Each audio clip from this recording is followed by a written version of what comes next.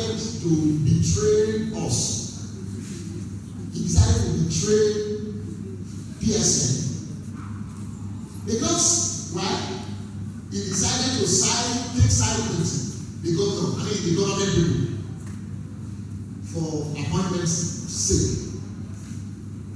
And for people like us who do not see justice as anything to be friendly with, we fought him and we brought him out of office.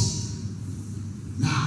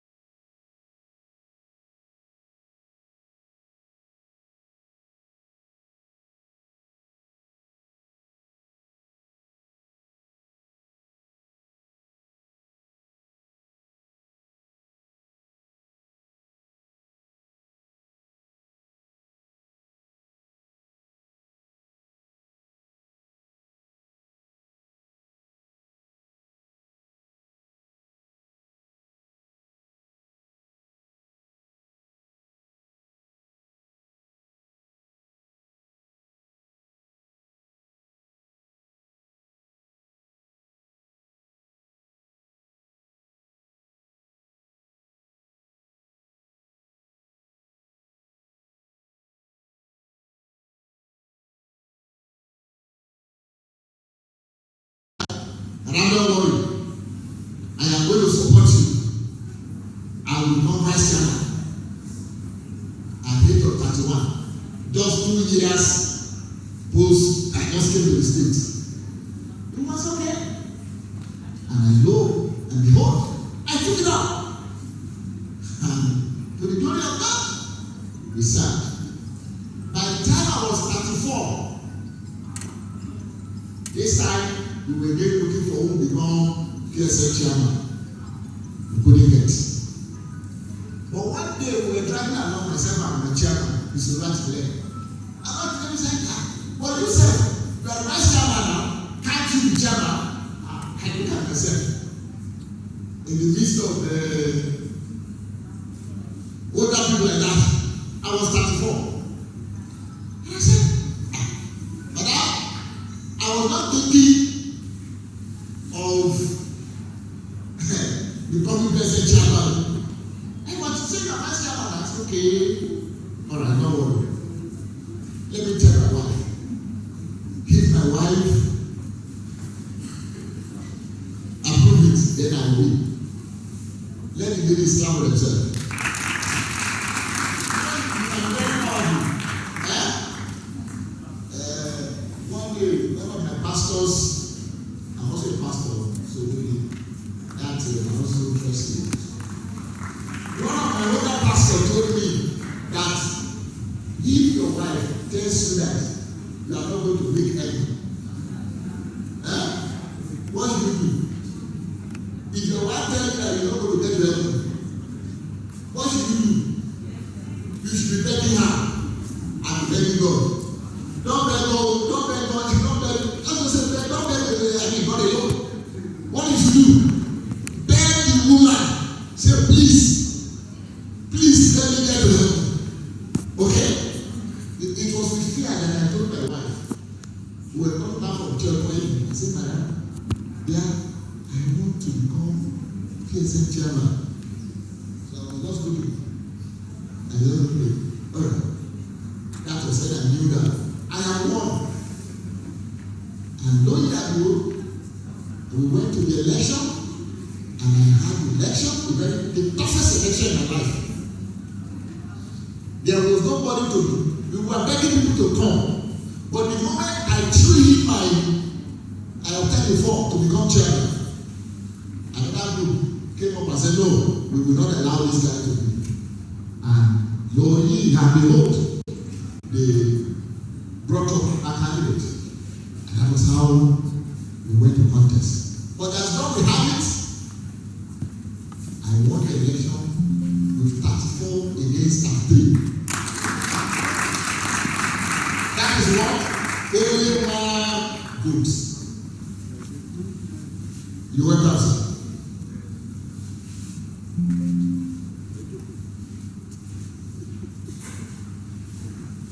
Let's welcome one of our senior colleagues we have.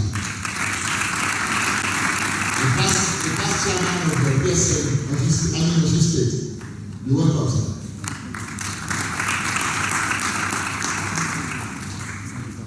I won the election with what? 1 vote. 3 years after, against the constitution of PSN, I was re-elected unopposed. You guys are not very sincere. All this I'm telling you, I pray for it. Ah, my God. They are not sharp. Because I want you. I want you to take after me that I'm saying all of this to you. So that by the time you are 32, you can become president and in charge. What's wrong? PSN chairman in your state. It is possible. At 29, you can become. I made it at 34. And we're talking about 15 years ago. So what are we talking about? You now at this stage, you can make it. Well, let me stop telling you the story of my life. Because it looks like you are not interested. You are not showing it now.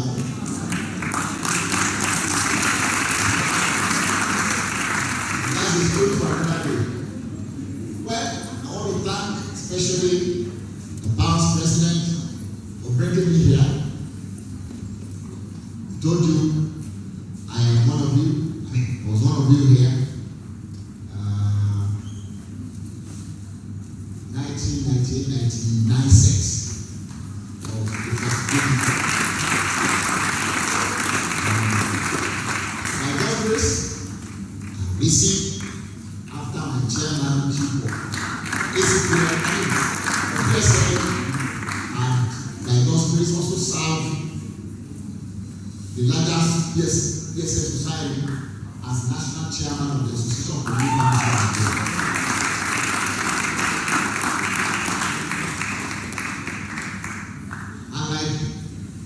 The man said, I have a dream. I have a dream. By God's grace, I have a dream. And the dream shall surely come to pass. So when the dream comes to pass, we get to hear about it. Well, before I go to sit down, let me just speak a little to your topic, even though I was also invited to speak to that topic. I will just ask, okay, I'm going to have as a panelist sit down and ask me questions. But since your other guests are not here, and I might leave before some of them join us. Indeed, the pharmacy world is changing. And you must know it's changing for the good. By God's grace, on the 17th of September, I will be speaking at Denver, United States of America, to NAPSA on bridging the gap of education and practice innovation. Practice innovation and the education gap of pharmacists. There is a big huge gap. When it comes to pharmacy education, maybe not seriously changing. Yes, there are a few changes, but not seriously changing. Because, like the gentleman was just speaking, the young man, our MC was speaking, is he talking about 404? I mean, PCA,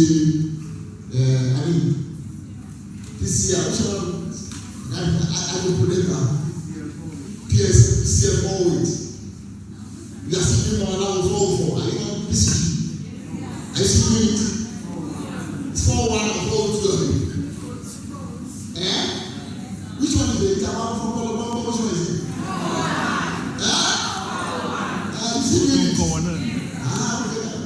I recall a colleague of mine who came from Delta.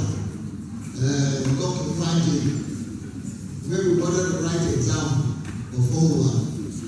God said, because he was right one incantation from the Wasabora. He's like, no, Wasabora. So who is taking that house down?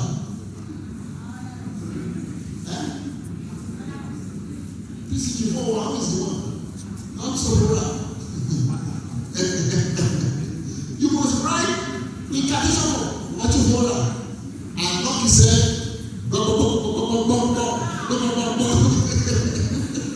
that's what you remember.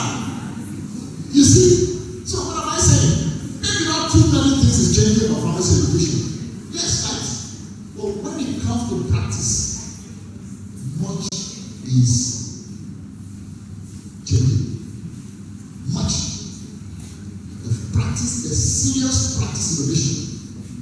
In the last 6 years, while I was the president, the national chair of ACPA, because I was also I wish I can see 10 people who will take after me from here. Who want to take after me in pharmacy, pursuing pharmacy. I started to attend FIP Congress since 2009. You know FIP? You know FIP? What's FIP? International Pharmaceutical Federation. I attended from since 2009, and I attended without begging. So every year I was trying to attend FIP outside Nigeria. And I think that's 1 year for the reasons of going there. I am always proud of it. So when I became ACPA National Chairman, one of the visions I came and brought to the table was the visions of public health in pharmacy. Public health in pharmacy. We wrote, if you are starting the curriculum now, maybe you are already working for family. We wrote that's it for me? 2 minutes, I mean. 2 minutes. Okay. You know that yes, because I can be talking like this from now to tomorrow, so I don't have time. We wrote the curriculum, the inclusions of public health in pharmacy school curriculum in 2021. I was always submitted to names. That. Sorry. All the pharmaceutical chemistry, all of those things were doing. Good. Without, is there now. Is there now. Thank you very much. So without it, but I mean, without those out there, you can't pass, you can't get out. But as soon as you get out, the story changes. And as a truth, you must fight. As I talked about the good gap that sits between what? The pharmacy education and the practice innovation. So one critical area where we have this good gap is on the issue of public health.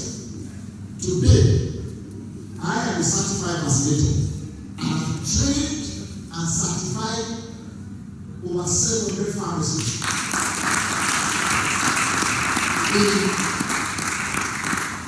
In pharmacy-based vaccination, I do it every year at PSL conferences, ACPA conferences. In fact, there was a time I wrote a proposal to the school, for the pharmacy school to build, that I want to go and train from past 5. We want to go and certify them for vaccination. Because that's one huge area of pharmacy I'm moving into internationally. So, I'm sorry, I won't be able to speak more than this because of the time. I know that I want to tell you, but colleagues to be, I know we are good, more of you graduate to become pharmacists like me. But what I'm saying to you is that please know that the pharmacy world is changing and changing too drastically. It's changing too drastically. And therefore, must prepare for change. Whatever we can do, we must be ready to do it, to bring it out. My name, while I was coming here, the rising accosted me and said, you should not know about teaching us, join to teach. I said, why not? But this place is fine. He said, now, he said, but I can teach online now. So, once the opportunity is available, I think I will be willing to also teach some things to your PC. So, as I drop the microphone, I want to challenge you. Well, I don't want to challenge you on the AI or machine learning thing. It is your word. I think you should know even better than me. Right? But that's an area to look at in getting ready for the world after now. Thank you very much.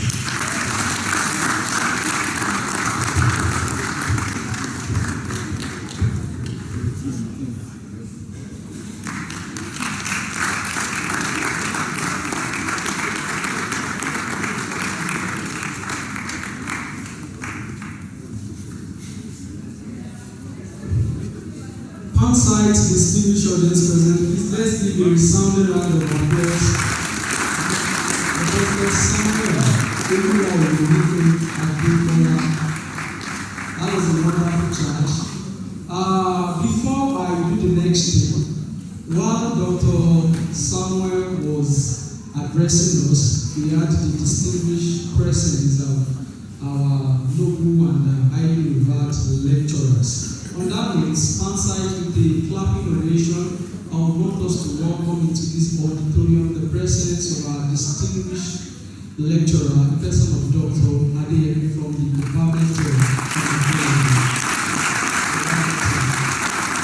And just like I said earlier, Dr. Ile-Ife wears double cap, just like I introduced Dr. Shubino, is equally the staff advisor of the Pharmaceutical Association of Nigeria.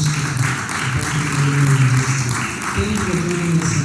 And on an official basis, for induction and stuff like that, you'll always see Dr. Ile-Ife on this podium, so they have always been a source of inspiration and motivation for the upcoming course. Thank you, sir. So, quick one, all right.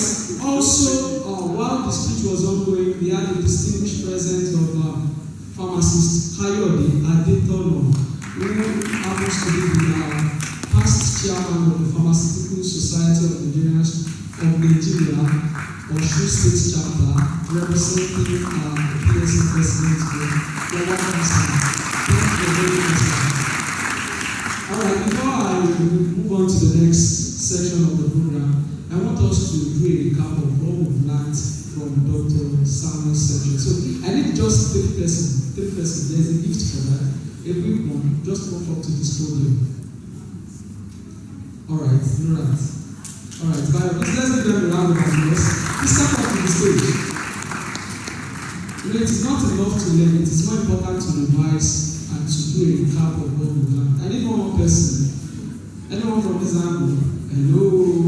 You really cannot tell. 5,000, 10,000, going. Anyone? Alright, okay. Please give them a round of applause. So give me 3 lessons you learned, or 1 lesson, sorry. Don't let me overbody you. 1 lesson you learned from the session, what you can pick. So from the session that the Samuel held, I learned that we should actually try to show up fully in anything we participate in. Because for Professor Afolabi to reach out to him and tell him that he should be the vice president, I think it really goes a long way. They try to walk up to him and say, I actually think you should be the president. You see the potential. And if he has not worked out, showed himself out there from part 1, when they asked, are we going to collect that manual? No one is going to know that he actually has that potential in him. So as past science, we should try to bring ourselves more out there, because even if you are the best of the best and you don't show up, no one is going to know. You're just going to invest in it. As I say, you will Victoria, say you will order. All right, so please, let me hand over this webinar to her. Please give her a round of applause.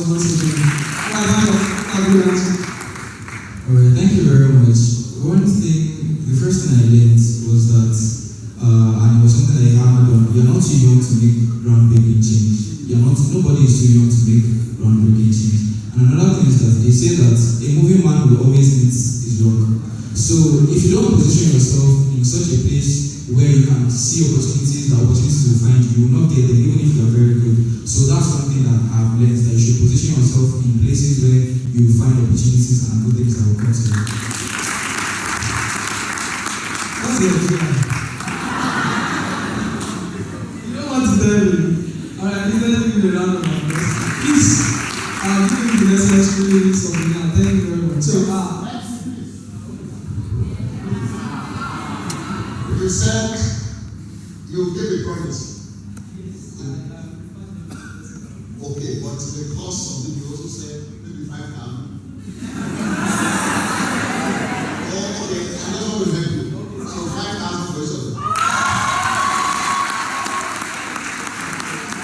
when I tell you, tell me the show. You dey shy. Why shall you shy? Then 5,000 fee just for problem. Sir, you are not giving me my own 5,000. What's this, sir? Alright, what?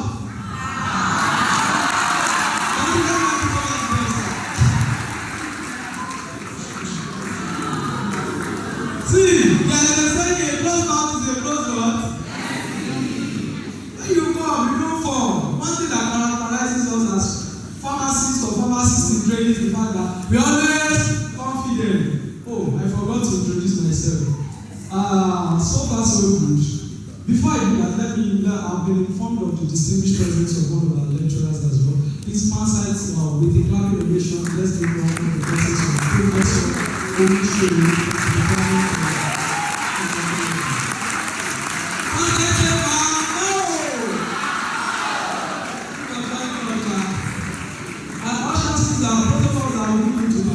Thank you very much. Alright, so please, while that was ongoing, I forgot to introduce myself. Well, for my side, I think I am a known figure, but for our distinguished delegates present here, just in case, distinguished ladies and gentlemen, fansite and dignitaries present, I am Awe Ademola Emmanuel, right on the radio. The matter of the speaker of the Great Student Union, students of the National University. So, sir, in 2-3 months' time, God willing and all things being equal, I will be sworn into the noble profession that I am looking for jobs. Alright, sir. So, please help my life, sir. I'm not for you. Alright, that's all, sir. We will be going on into the next section of the program because time is really of essence. But if you are enjoying yourself, so I say, pharmacy, say EMERGE. So I would like to call on Allah to take the citation of pharmacist Tanko Ayuba, and they're represented today by pharmacist Kayode Adetono for the keynote section. Please let's give a round of applause.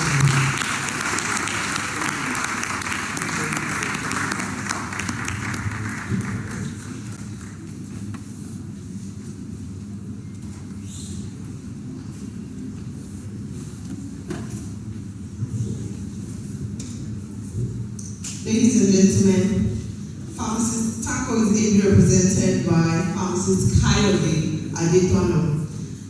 Pharmacist Kayode Adetono is a respected pharmacist, a distinguished professional, and dedicated advocate for the advancement of pharmacy practice and healthcare delivery in Nigeria. He served as the PSN President of Osun State Chapter, and through his years of service to the profession, he has demonstrated commitment to professional excellence, leadership, and the promotion of quality pharmaceutical care. Today, he joins us as the representative of the President of the Pharmaceutical Society of Nigeria, PSN. That's a good way to go. Thank you. PSN is the umbrella body of pharmacists in Nigeria, a profession committed to improving healthcare outcomes and ensuring the safe and effective use of medicines across the nation. Pharmacists are about to join the local profession. That's a good place to clock it. in advancing pharmacy practice, professional development, and public health in Nigeria. Ladies and gentlemen, please join me in welcoming pharmacist Kayode Adetola as he delivers the address on behalf of the President of PSN. Keep clapping to reach the stage. Keep clapping, keep clapping. Thank you so much, sir.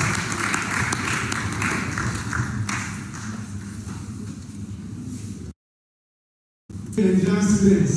Great. Great event. Great. Great event. Great. Thank you so much. I also graduated from this faculty.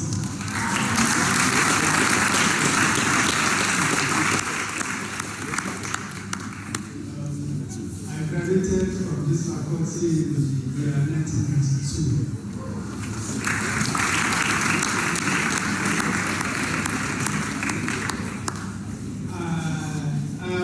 Before you today to represent the President of the Pharmaceutical Society of Nigeria, the person of pharmacist Tanko Ayuba, FBSF, who is unavoidably absent this morning. Actually, he was supposed to send another person, but the person is having another challenge in Ibadan. So he now called me that I should come and present the president at this your program. I didn't have any knowledge of what he's supposed to present or whatever, but as a pharmacist, I will try and say one thing or the other. Actually, this morning, we lost a pharmacist last week on Thursday. So I was discussing with some group of pharmacists that we're supposed to visit the person, the family of the person this Monday. So when I was making arrangements, I realized that I was the only one that can lead them to the place. So I have to be there. But when I got this call again, I realized that it's the same time. I fixed 10 for our visit to Ile-Ife, and as God will have it, you fix 10 o'clock for your own program here too. As I'm speaking, the people from PSN group in Osun State, from Osogbo, they will be coming down to Ile-Ife, and the people from Ife, they have gone to that place, so they will meet here and visit the family. So that is the main reason why when I came this morning around 10:30, I told them that I will be going to Ile-Ife. When I come back from Ile-Ife, but as God will have it, I got another person to lead them to Ile-Ife, so that's why I'm here now.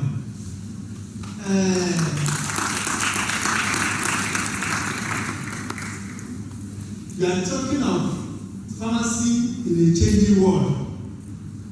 Yes, when we are talking about pharmacy in a changing world, we have a lot of things that we are not doing before, but we are doing now.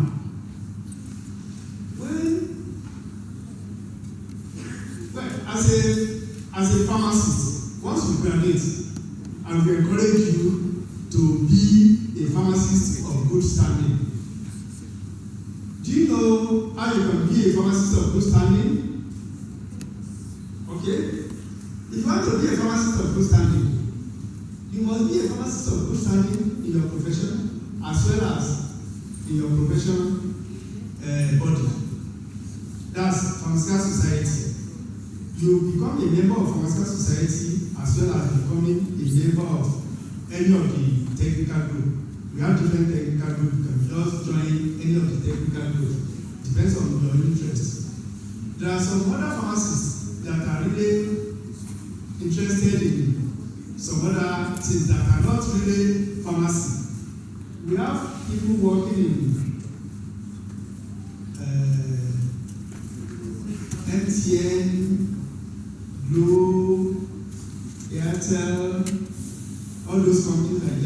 have pharmacists working in the banks, because the school, the knowledge they impart on you is going to prepare you to function anywhere. You will be better than any other graduates anywhere you are. So the training you have is preparing you for a greater future, and you all have a greater future in Jesus' name. Now,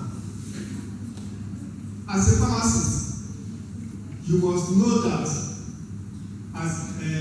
you must be somebody that will prepare yourself anytime, any day, because we are clamoring for some things like going on world round, doing this and doing that.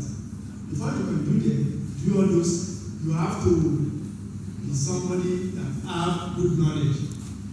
So in that case, you must be reading continuously. Are you getting me? When you have good knowledge, you'll be able to interact anywhere.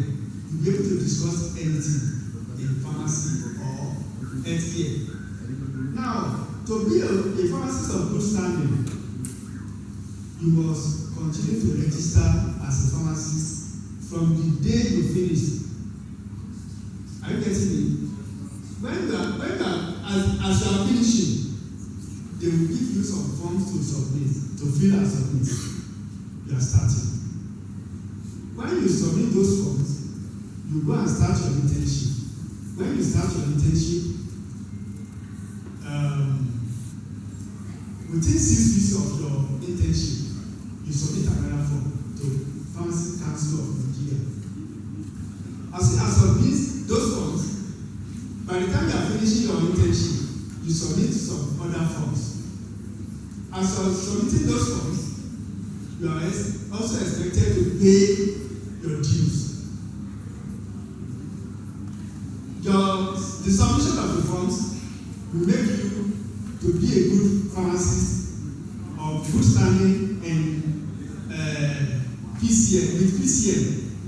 But paying your dues will make you to be a good pharmacist of good standing in your association or society.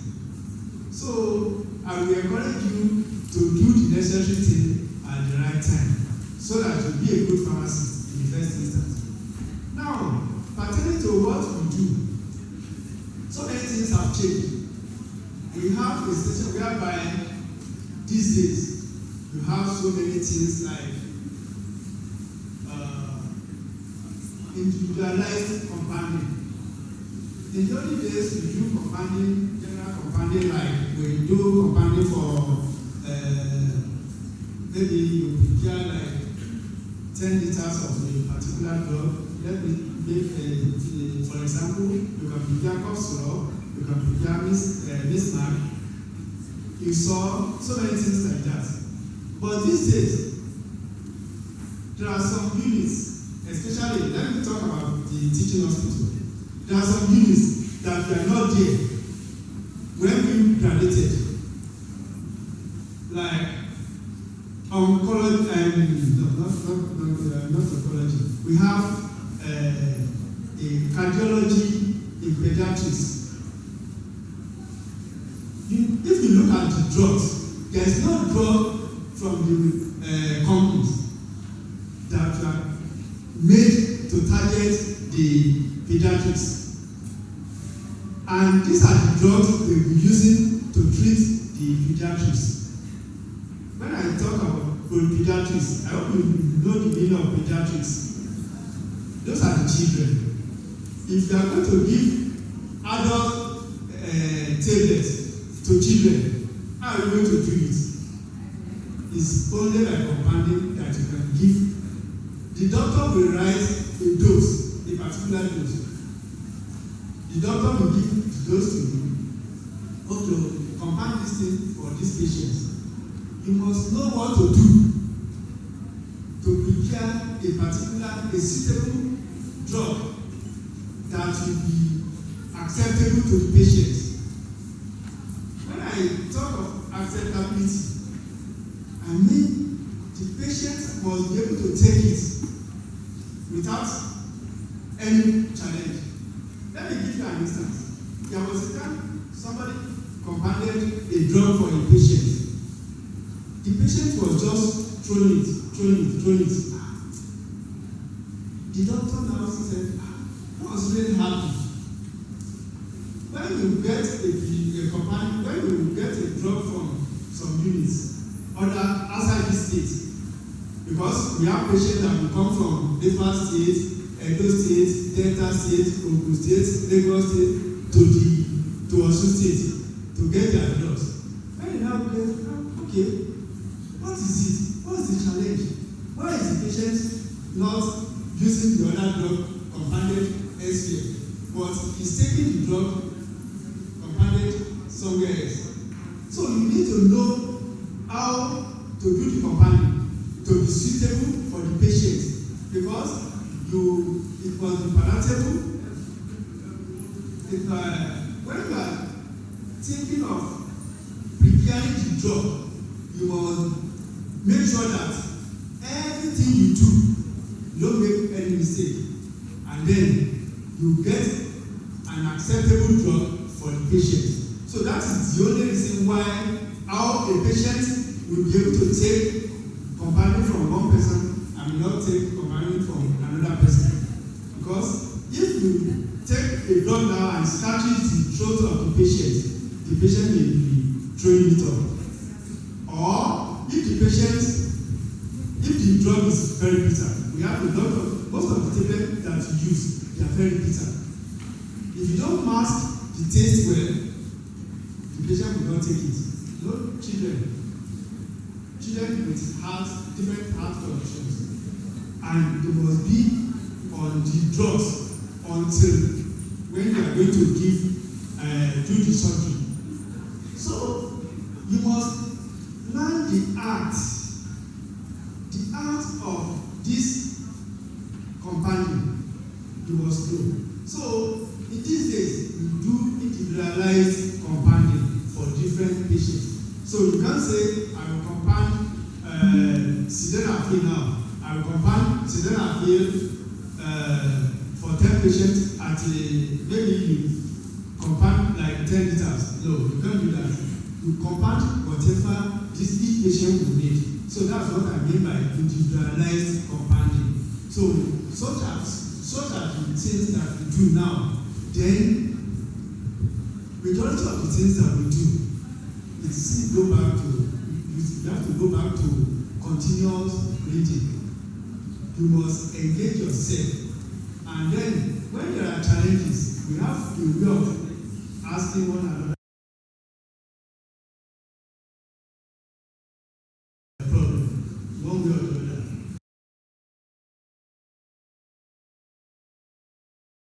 Because in the past, there are so many things that you don't use, that you use these days. Talk of any drug to any patient. When you mention any drug, it must be from the pharmacist. You must be able to get the drug across to the patient in a good. The drug must be presentable to the patient, not that you present something that is not palatable or in sight or in taste to the patient. So you must be able to present something that is good to the patient. So these days, we do a lot of all those things, like individualized vision for a particular patient. So not that we will just revert to general thing for every patient. So you have to continue to engage one another. There are situations whereby what you have learned here, you ask another person, maybe your colleague or maybe your senior colleague, I have a challenge. How can I do this? As a pharmacist, there is nothing that is being done somewhere that you will not be able to do. And then you continue to be a scientist. You must continue to be a scientist. As a scientist, you'll be able to function anywhere. even as a lecturer, you are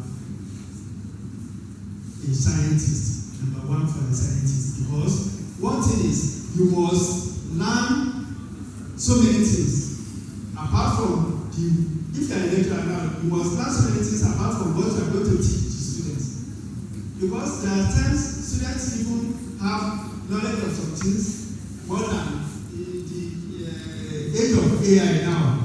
You have knowledge of so many things that the lecturer may not even have. But one thing is, as a lecturer, you must have knowledge of what you are going to give to the students. So, anywhere you want to practice, just prepare your mind, prepare yourself, you will be able to function anywhere. As that's the way we do pharmacy now. As a pharmacist, there is no way you cannot function. You can function as a hospital pharmacist, you can function as a lecturer, you can function as a community pharmacist. You've heard my former chairman, ACPM. You have heard about his discussion on how he's been able to move from just being a normal pharmacist and ordinary pharmacist to somebody that can do public health pharmacist. So you can function anywhere. It's just a matter of you having the necessary knowledge. Because if you don't have the necessary knowledge and capability, you will not be able to excel. But when you have the knowledge and you really have the understanding of what you are going to do, especially when we was talking about vaccination. I know when we started and they incorporate it into the program of the conference of the society, and that's another way. You have to choose to attend conference. When you attend conference, you gain new things. So he has started from attending that conference, and he has gained a lot in the vaccination. So vaccination is the thing now in ACPM, in the community arena of the pharmaceutical world. So you should be able to learn a lot. If you have any challenge anywhere, you ask questions. But I know that the knowledge that you imparted upon you from the school, you can function anywhere, anytime, anything. So as when you get to hospital, you meet some people here. When you get is a community that will have a little bit of challenges. But when you mentor under a registered pharmacist, you should be able to excel. So I hope you understand what I'm saying. Is this work, what your lecturers are giving you, is preparing you to be anywhere and to excel. I know what I'm talking about because anywhere you are, you should be able to excel. The knowledge they are going to give you, because the training is much more than what you people need. You realize that the training, you use it in the community, you use it in the industry, you use it in the hospital, and you also use it when you come to lecture in the university. Because you can get anywhere. But the knowledge they are giving you now is more than enough to prepare you for the future. And I pray that whichever line you choose, God will make you to excel. In the situation on ground, I may not really be able to talk much more on because I didn't bring any prepared whatever to this place. It was when I just feel that they are just giving me the topic. So, but we have a lot of different things that we do now that have not been done before.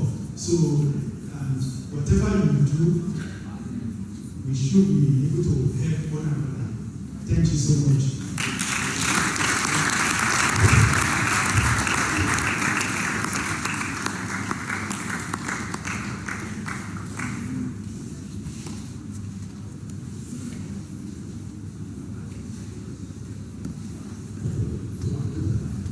Alright, please, once again, let's give a resounding round of applause. The pharmacist, Ile-Ife, they've been representing pharmacist Lariba Tanko today. That was a very inspiring one. So, again, I need 2 individuals this time around. If you like, don't come out. I will not beg you this time around. 2 persons. Alright, from that end, 1. From this end, 2. Just 2. But this time, the first 2 that won. Hello, my courts. Give unto Caesar. Are you a Christian? Are you a Christian? Give unto what? Give unto MC. I'm not a Caesar. So give unto MC what belongs to the MC today. Alright, come forward. Are you a pharmacy student? I can see. So what have you learned from the speech to the past? It told us to be able to position ourselves and prepare ourselves as a good pharmacy, a pharmacy of good standing. And said that we can do that by registering with the PSN and doing the appropriate things we are supposed to do. And also it told us to be a good scientist and to be able to look forward to solutions. Again, is any way? You know, they are outside and they are pharmacy students. This row is the 2 of them. Give me a round of applause. Now, as usual, the protocol is giving the necessary surveillance that is deserving of him. Alright, step forward, sir. Yes, they also say that as pharmacists we should be able to solve problems if there's challenges. Solve problems if there's challenges. What's the name? Please give me a round of applause as well. That is very important. Alright, Mr. Oka, I pray the audience of the protocols to do the necessary. Oh, sir, do you have something for them, sir? Just in case, sir. I'm not asking, sir. Later, okay, sir. Alright, don't worry, we'll get back to you. Sir?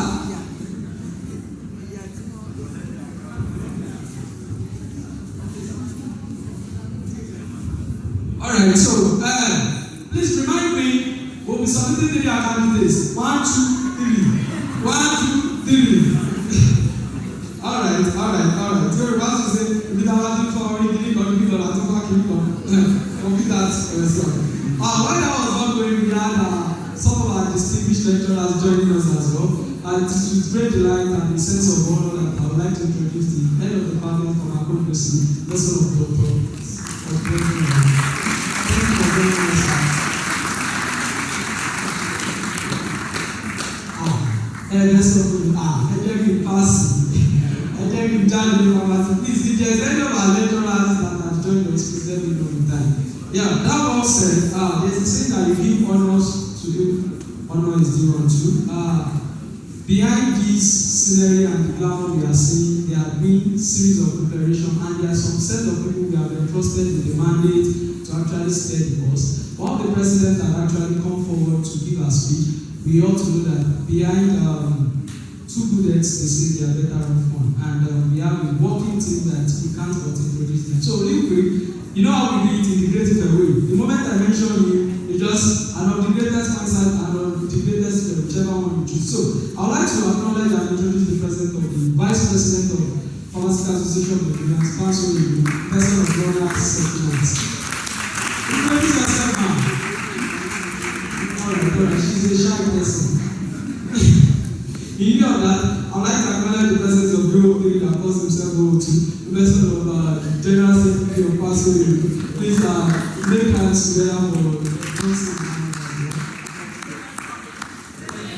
I would like to acknowledge the presence of the Financial Secretary of our Pastor. If he says no money for this event, we are not gathering here. So please clap your hands together for the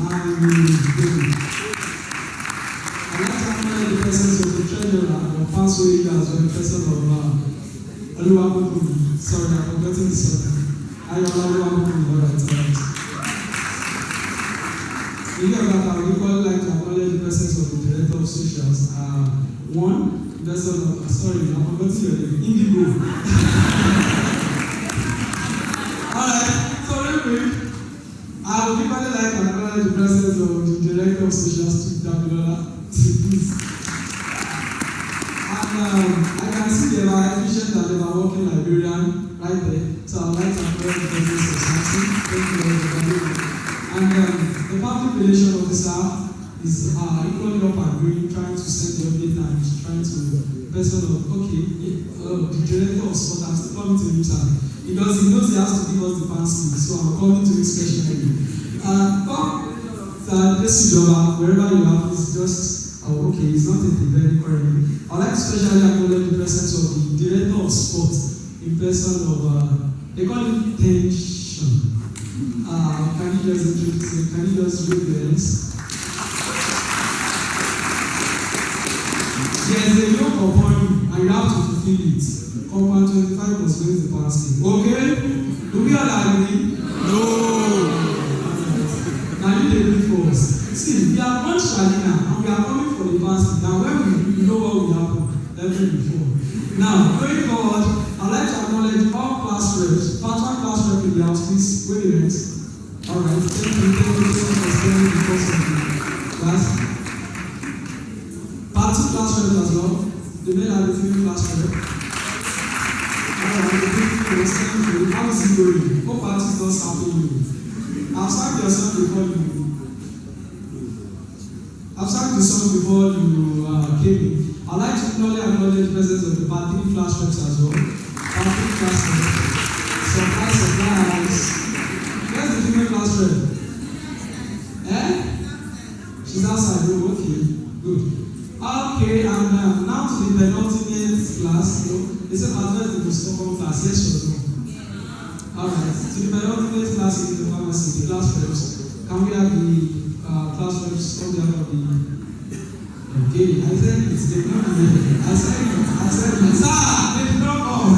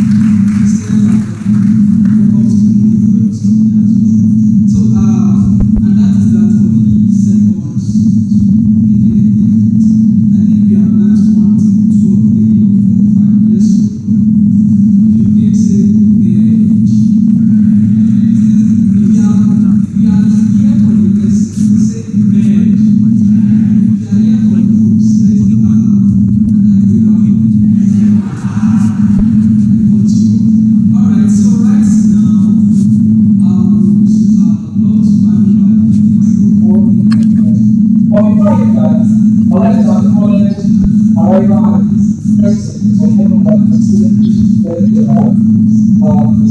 outside the public innovation festival for the president of at this program the country for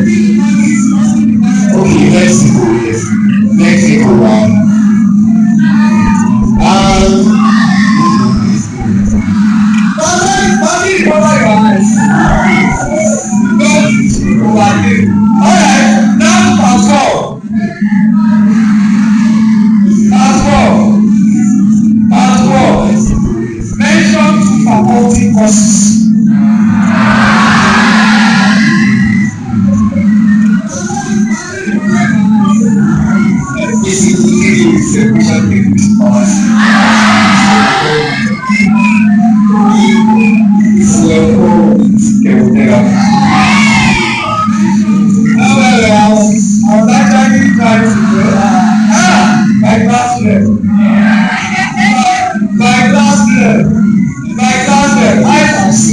yes or no? I can say yes or no. There are three states that have actually, I would say that the capital of the federal union of Nigeria has been besides FC Africa, including Ghana. I can say yes or no.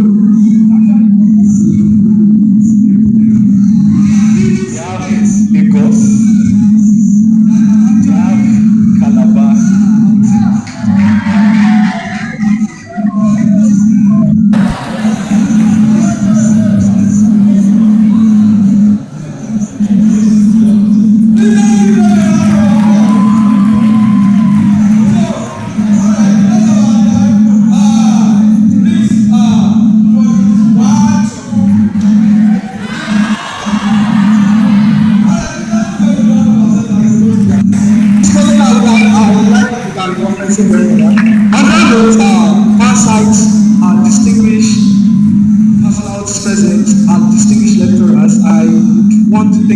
Aside as I call forth our highly referred lecturer, person of Dr.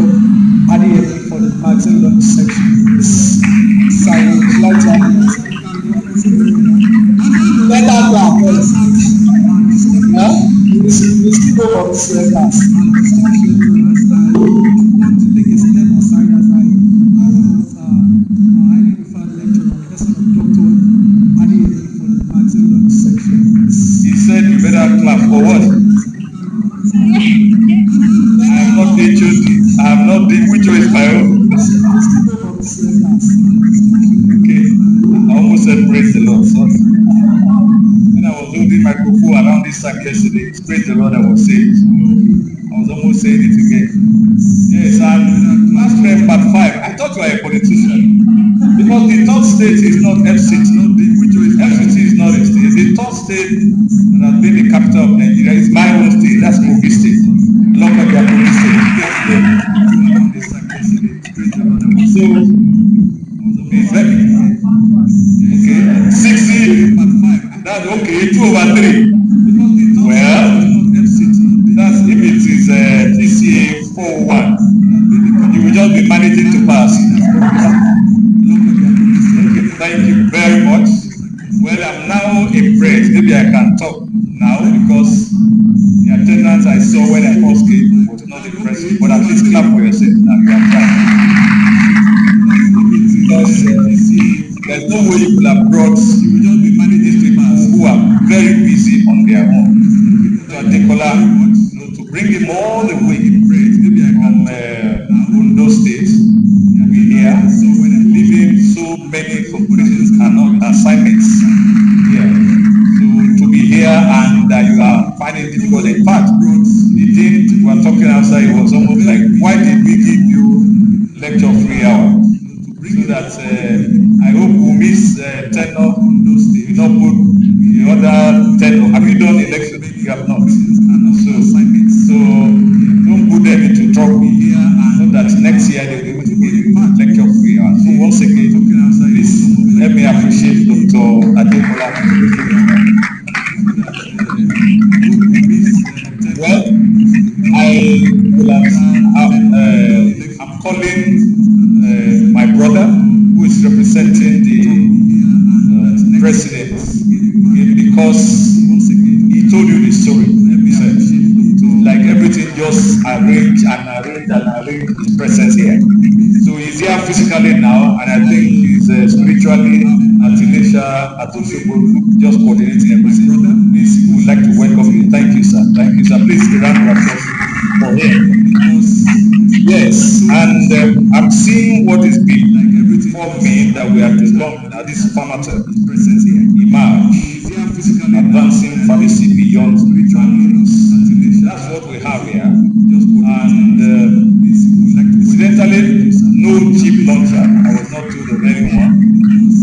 So everybody is a launcher, including the HODs.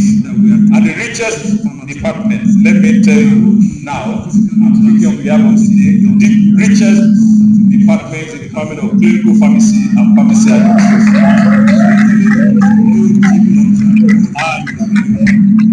And it's launching time the head of department for the and you can see he just initially just remove the pens that they used to sign checks so that you will not see. So but these days, do you need pen to release money? All you need is what? All you need is your phone, and his phone is with him. Please clap for him. Encourage him. Well, you will be careful and ask for mercy because he just released 3 professors in a space of 3 months, retiring 3 professors, and at the same time, that also could give a clue to the fact that there must be money in that department now, because for them to be able to amass money to retire Professor Afolabi, retire Professor Ero, and then just retired Professor Laiwola, that means they must have amassed the money. Those that know in secret, they are the ones sitting beside him there. And they have given your secret away.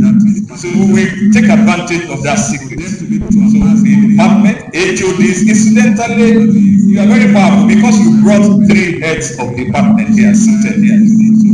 Head of Department of Clinical Pharmacy, head of Department of Pharmaceutical Chemistry, who is the most powerful HOD presently, because the employer of the day of the faculty. That's Dr. Adekola. That's it. You know, people who smile the way you smile, they are the one that controls money. You know, people who know that money, they are the one that laugh loud the way you are laughing. But people with money, they don't smile. You can see him smiling now. So you say, why are you exposing me now? Don't worry. You know people that know you that can expose you. And of course, the head department of pharmaceutical microbiology, you can see where you relax. I mean, just thinking of how much, don't worry, it will give you a big money. Particularly to wash his new office, because by Wednesday next week, we will become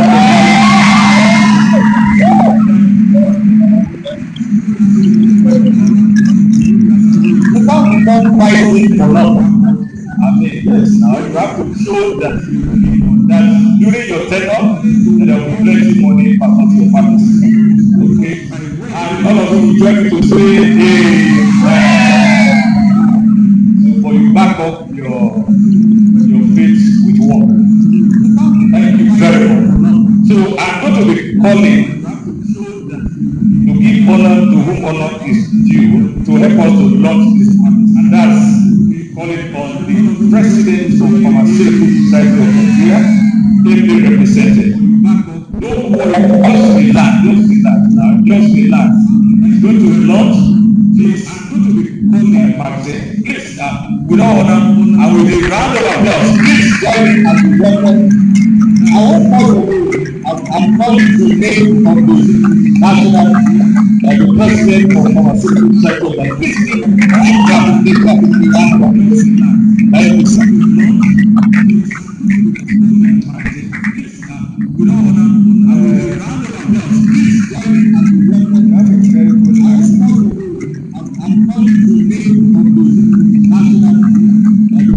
Somebody said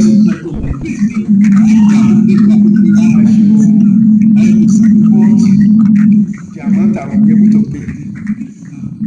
But if I quote the amount I will be able to pay, then I will subject to you. So the best way to do it is I will give reports to the president. Then you have to contact the president. The president will now give the amount that is expected, because this is a very good maximum here. So the president has to, best way to do it, monetize it for you. So I will not be able to mention any amount on behalf of the president. Then you have to contact the president. Brother will be able to accept that amount that was expected. By say the amount with me, in order to go with the president has to. So in fact, I will be subject to it. Yeah, so if I will not be able to mention amount or any amount I have on behalf of the president.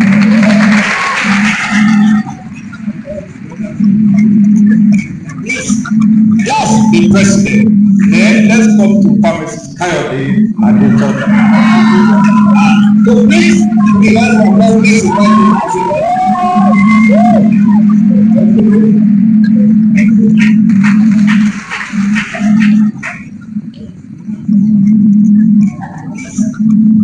the president. Then let's come to Pharmacist Kayode and the doctor. I will give you 10,000 for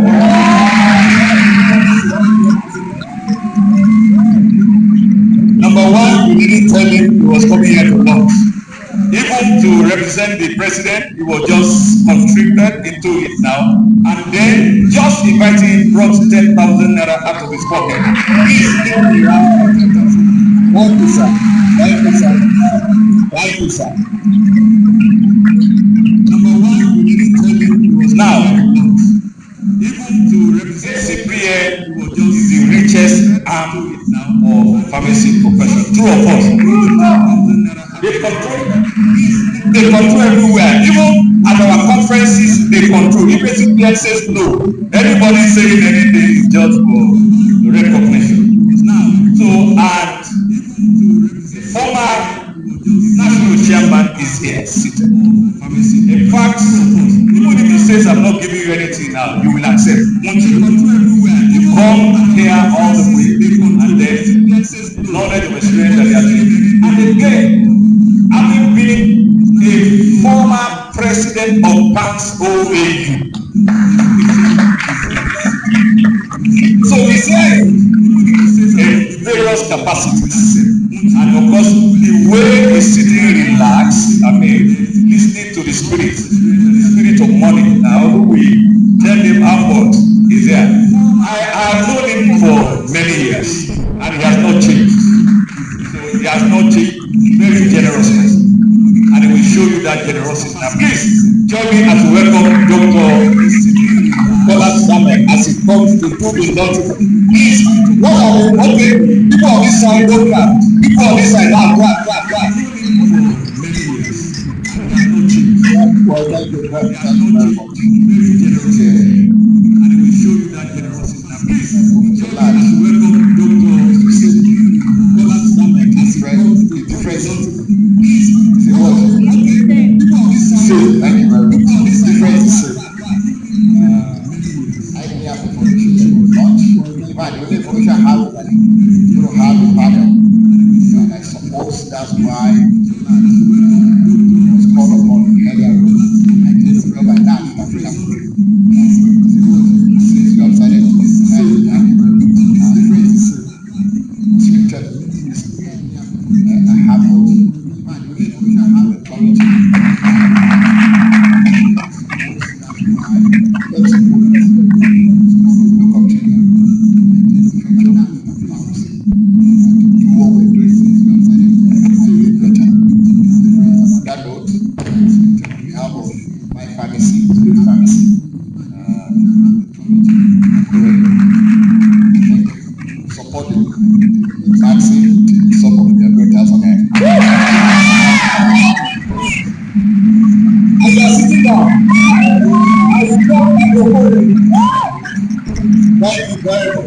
Thank you very much.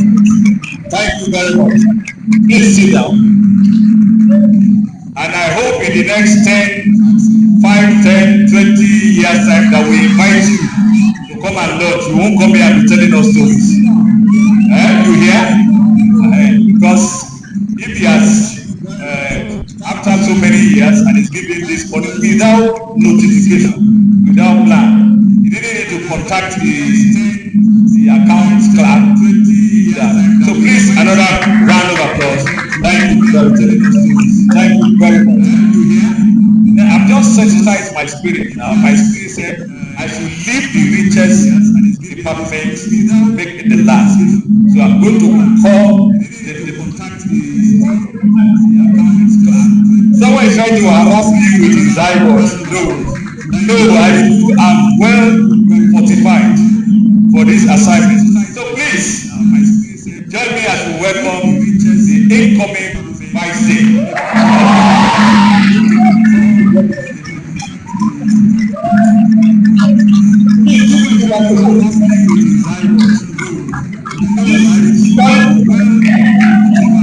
ensure that the doors are locked, that nobody goes out.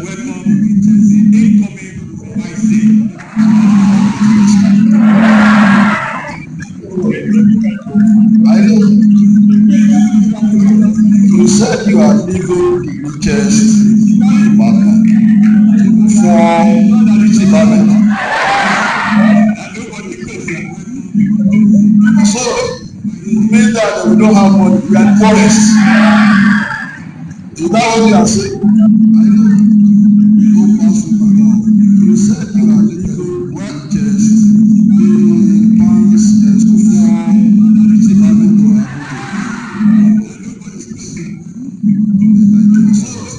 it means that we don't have money, we are poorest.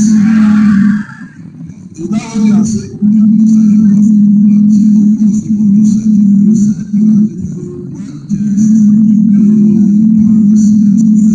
So, if I wanted to do what I've planned now, I think I've had the projects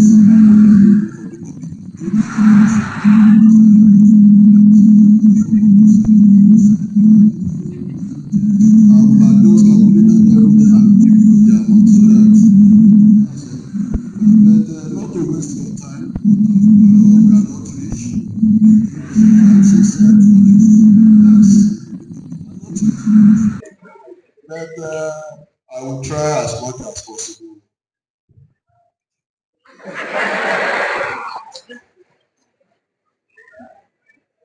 See me for 20,000 naira.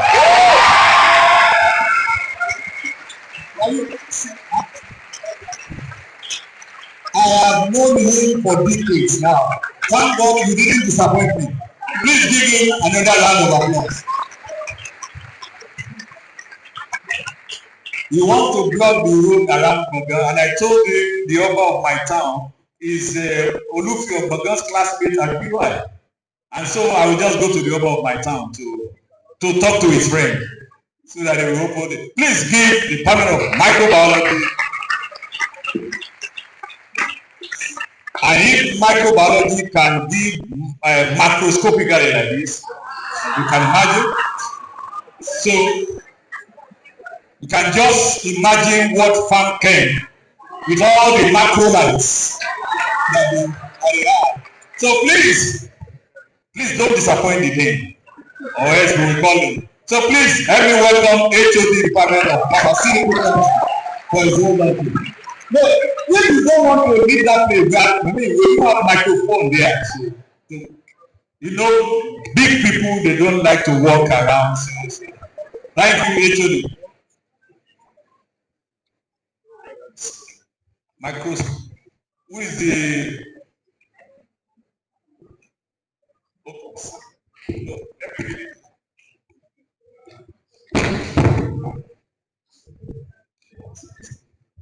Well, thank you, sir.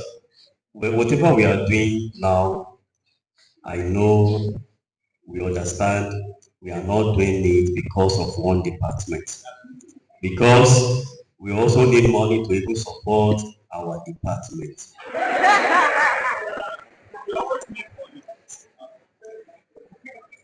And of course, initially, I didn't want to announce, but my mom has started in that direction. And of course, I can only borrow from him. So he has supported you with 20,000 naira. And I'm also going to support the production of the magazine. Actually, I went to the magazine and I know that the production in terms of quality is good. And of course, I also want to commend the editorial team for that job. It was perfect. So because of that, I'm also supporting that magazine with 20,000. Thank you very much. He's a pastor, and you can see the way he talked that he was relaxed, listening to the Holy Spirit, and the Holy Spirit guided him. Thank you very much. And so, let's welcome the reigning HOD, Clinical Pharmacy and Pharmacy Administration. Please, I know this HOD will not disappoint you.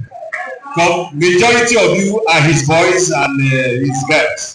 And of course, many of you like to do projects in his department. So those of you in part 4, please just listen to now to encourage you now.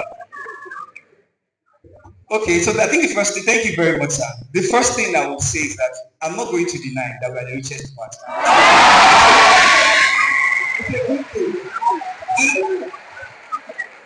I just want everybody to just keep saying it. It's a matter of time. It will be our experience. Okay, so now as you all know,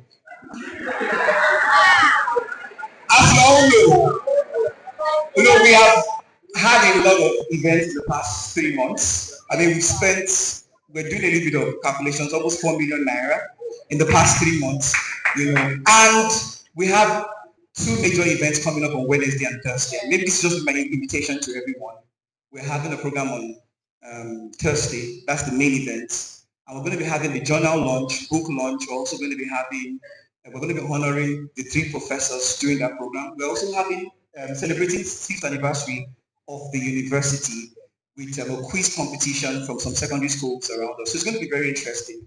We're going to be having an icon in pharmacy profession. Professor Larry Bale is going to be around in person, and also the DVC academic in person of Professor Larry. They're going to be the keynote speakers. So I want to throw out an invitation there. So we have a lot. In fact, I can almost come and meet the president of fans that we want to support us for this program, but it's okay. So on behalf of the department, we're going to be giving a sum of 25,000 naira. A big round of applause.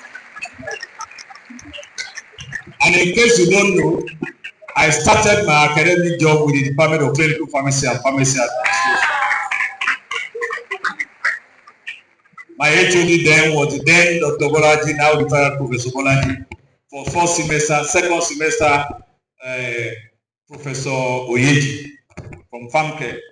And so because of that, my own launching, I will pay the 25,000 naira CPP wants to give. You didn't hear that? I will pay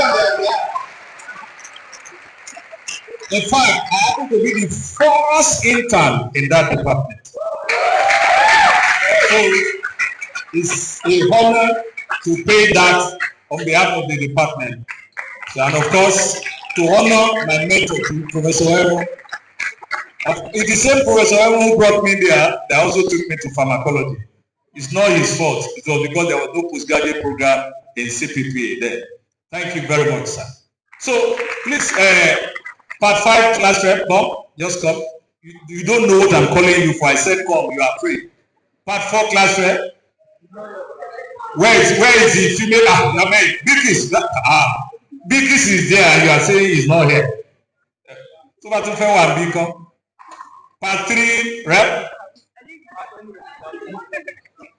Yes, good. Go ahead. This guy, he was late to my class one day.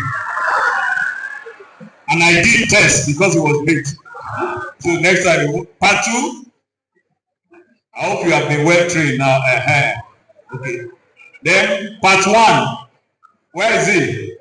He was here just now. He is no more around, just to show indeed that your name is written in pencil. Now your name is not written in pen because you are here. Thank you very much. So I'll pass the microphone round. I mean, don't announce 1,000 naira.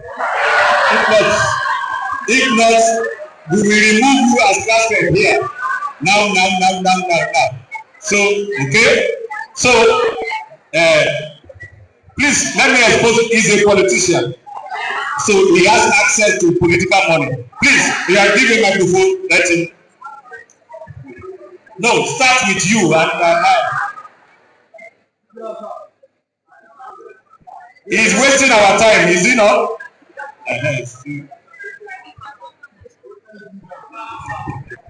Good afternoon, sir. Good afternoon, our amiable lecturers, our guests. Really appreciate your presence. And good afternoon, everyone.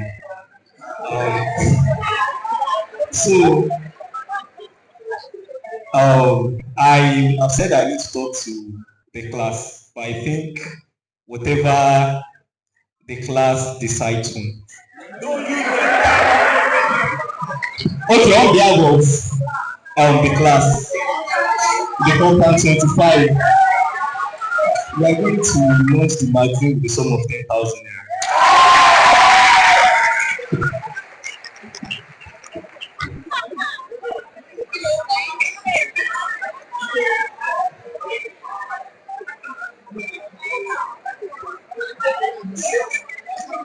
Okay, so on behalf of the entire Part 4 members,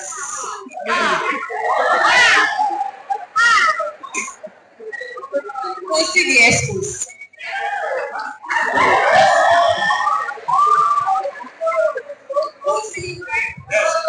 Commit the expo, commit the class here.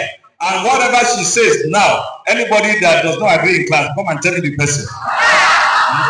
I will review my score for that person in PCF4A. I'm the coordinator of PCF4A too. In case you don't know. Alright. Since the elders have set the pace, we must not go beyond them. We'll be supporting fans with sum of 8,000 naira.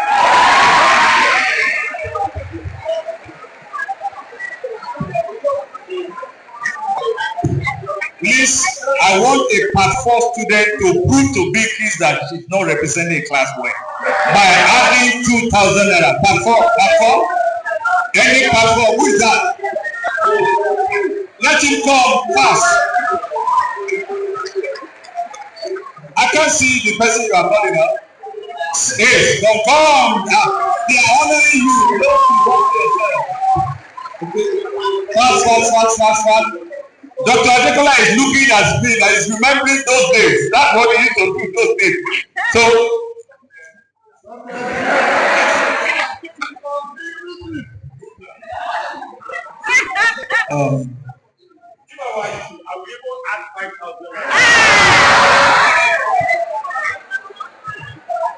I'll be adding some of 3,000.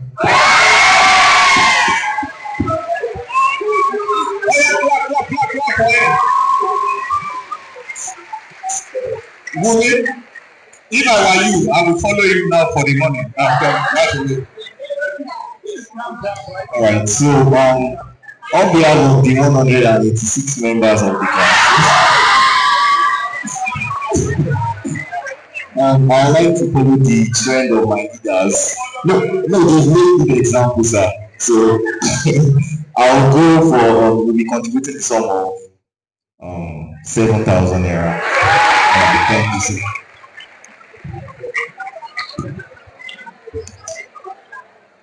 If not that I have submitted my script for PCA 301, I would have thought. But Part 5, I hope you can see that Part 4 I've dusted you already. 8 plus 5. The arithmetic already is 13,000. Eh? No, he will announce that. Okay.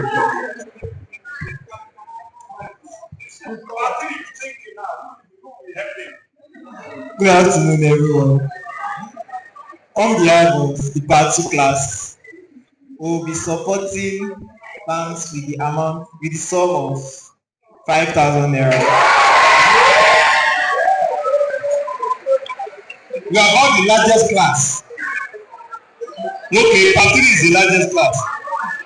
Part 1. I know that one is family program. This is your big family. Good afternoon, sir. Good afternoon, everyone. On behalf of the Part 1 class, of the pioneer set of Farm D,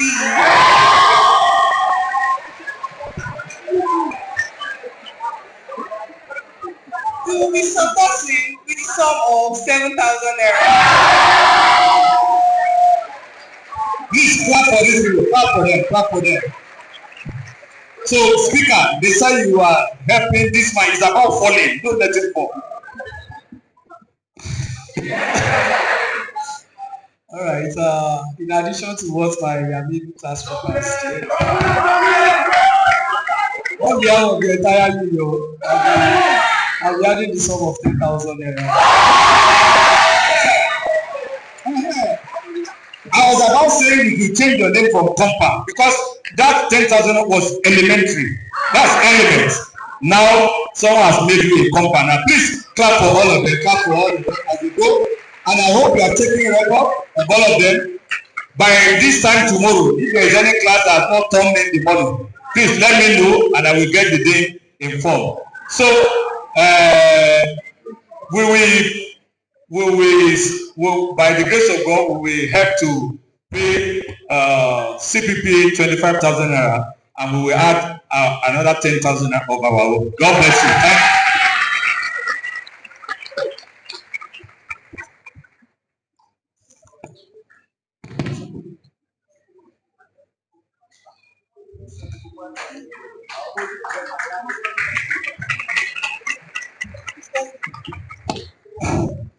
All right, let's give a resounding round of applause to our distinguished. It's not easy. Sorry, I would want this to be distributed. Any of the protocol? All right, without wasting time further, we want to go straight into the panel section. Okay. Please, the president of PSN, just to show you example, Ifeoluwa Adetayo, you have collected your 5,000 rand, true or false? And please let it go. You know, he promised that he will give you 5,000 rand. He has collected now. Then Awe Ademola, the MC. MC, have you not collected your 5,000 rand? He does the 5,000, that is adding another 5,000 naira to it. And then Yusuf Ayomide Lawal. Yusuf, where are you? Have you not collected your money? What are you checking again? You have collected your money.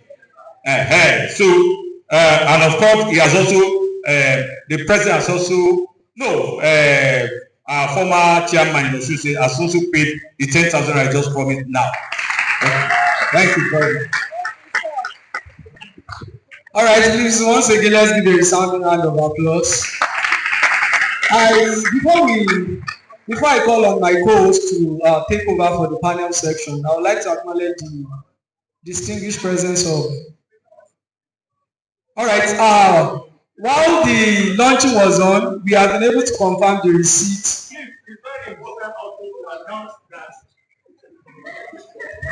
The 3 HODs that are here, they have also paid their money now. That is very good. And of course, you don't need to ask about Dr. Adekola's role. So it's even extra that is thinking of adding to that 100,000. Thank you very much. Then, if you are in the spirit now, you will see me for your own money before I get out of this. All right. I think I saw pharmacist DY somewhere. You've not done your lunch, Okay. We're about to go into the panel section now because of our time. But before we do that, I would like to acknowledge the presence of every union leader and faculty representatives present in the auditorium. I can see if you're a faculty rep, faculty president, probably from any, please can you stand up for recognition? Any faculty rep, okay, and any union representative, because I can see a few of them converge around that side. All right, as our lecturers take their lead, please can we give them a resounding round of applause? So, thank you for joining us. We really appreciate your presence. All right, so we'll be going straight into the panel section. And I would like to hand over the microphone now to the host of the panel section in person of Ile-Ife Oluwatobiloba. Please let's give her a round of applause for that.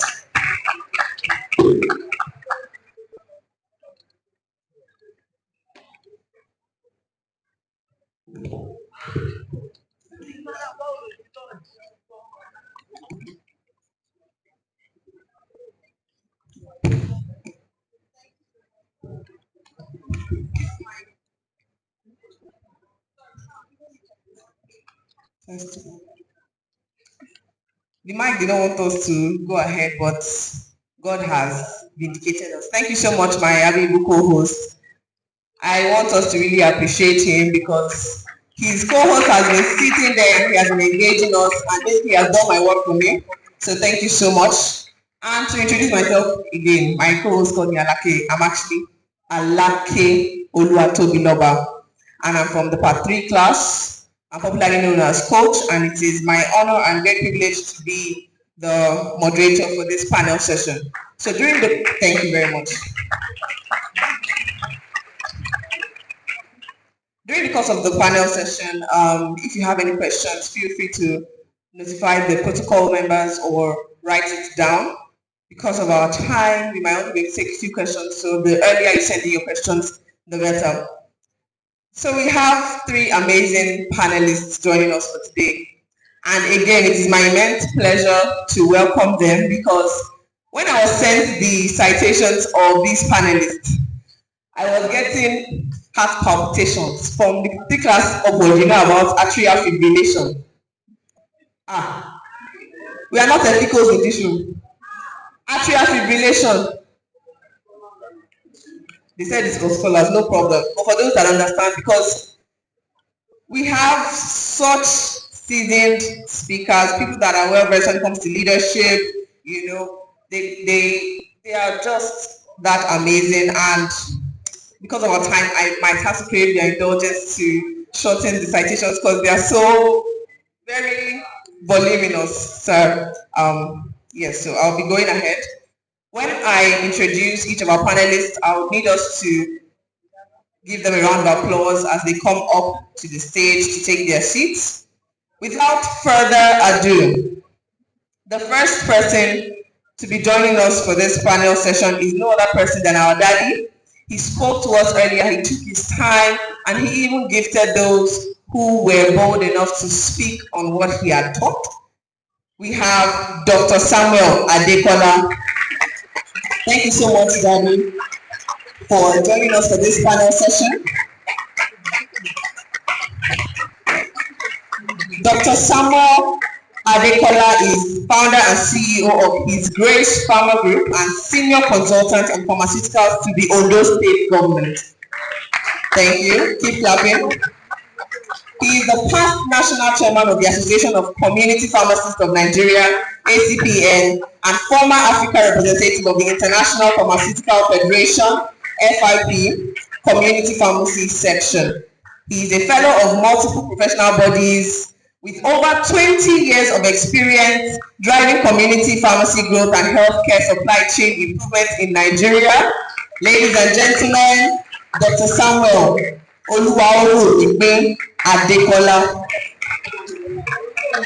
Oluwaorunmipe. Daddy, did I get the name, sir?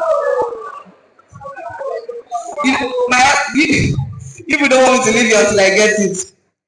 Ladies and gentlemen, Dr. Samuel Oluwaorunmipe Adekola. Daddy, please, permission to go ahead. Thank you so much. Our daddy has committed us. Please, let's give a round of applause. Next on our list to join us for the panel session, we have a very familiar face, actually, for those of us that are familiar with our lecturers from the Department of Pharmaceutical Chemistry. We have Dr. Adebanjo Jonathan Adebola. Thank you so much, sir, for joining us. He had to travel all the way down, and it is my immense pleasure to have him for the panel session here today. Dr. Adebola is the head of the Department of Pharmaceutical Chemistry at Obafemi Awolowo University. You people don't want to pass down cake. He is a pharmaceutical scientist and researcher specializing in pharmacokinetics, pharmacogenomics, and malaria/HIV pharmacotherapy. He is a recipient of many fellowships and awards, the prestigious EDCTP and KEMRI Wellcome Trust Research Fellowships, with training supported by the Tech Fund at the University of Liverpool.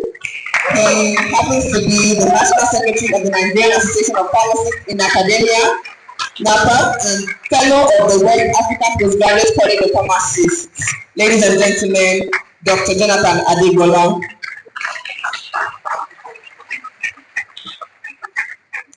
And finally, but we have named last but not in any way the least, another familiar face for those of you that are familiar with the richest faculty, the richest department in Faculty of Pharmacy. Can we take a guess? Okay, I'm hearing people from this side. How about from that side? We're not paying attention. Well, people, please take note of those that are paying attention. Thank you. So I have the immense pleasure to welcome to the stage Dr. Ayodako Jegede. Dr. Jegede is currently an associate professor and acting head of the Department of Clinical Pharmacy and Pharmacy Administration at Obafemi Awolowo University. He has published over 33 peer-reviewed articles focusing on public health pharmacy, health systems, and medicines management. And he happens to be the National Secretary of the Nigerian Association of Pharmacists in Academia, NAPA, and National General Secretary of the Christian Pharmacist Fellowship of Nigeria.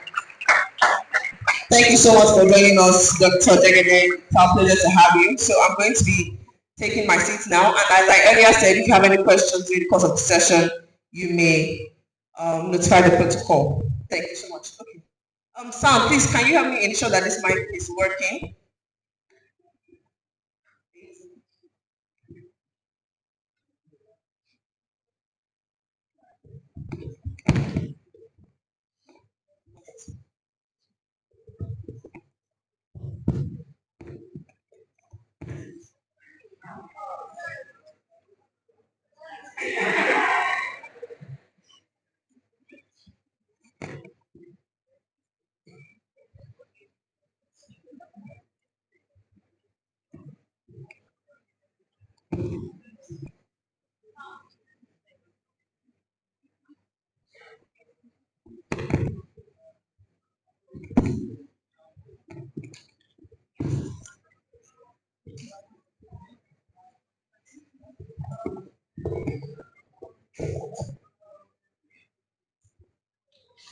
Thank you so much, Daddies. We appreciate you for taking out the time to join us today. But before we dive into the heavy stuff, the theme for today highlights a changing world. The theme is emerge.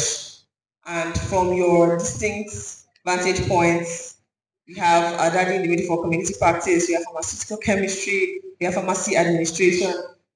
What would you say is the single biggest shift you have observed in pharmacy profession over the last 5 years? This is for all our daddies, not just to get us started.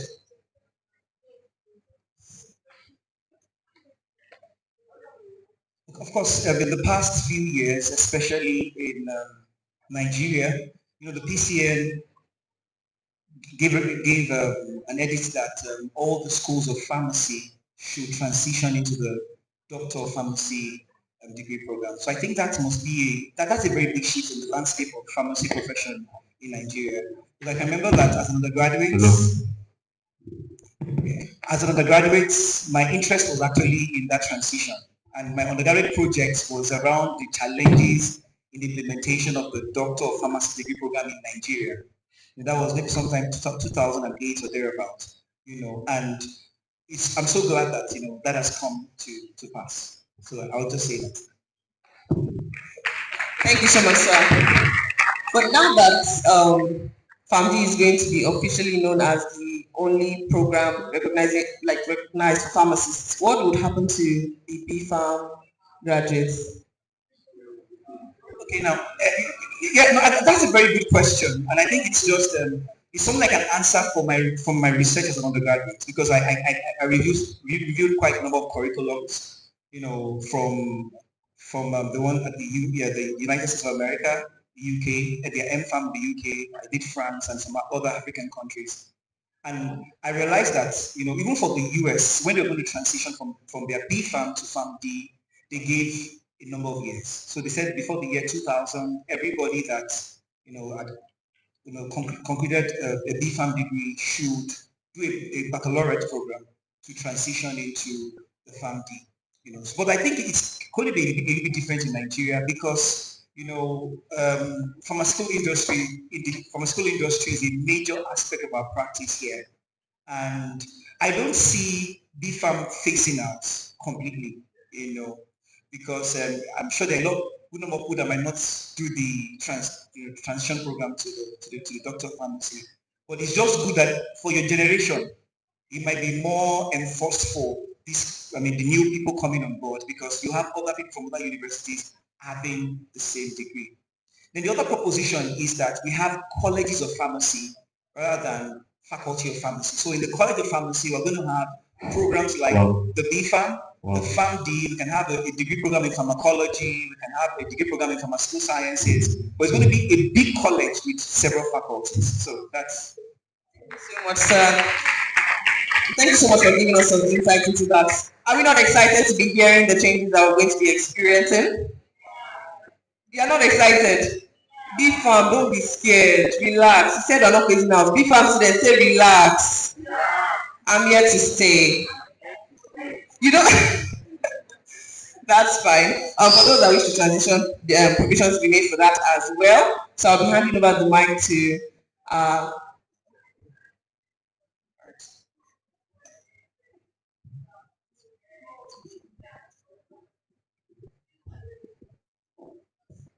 So the same question for our daddy, Dr. Samuel.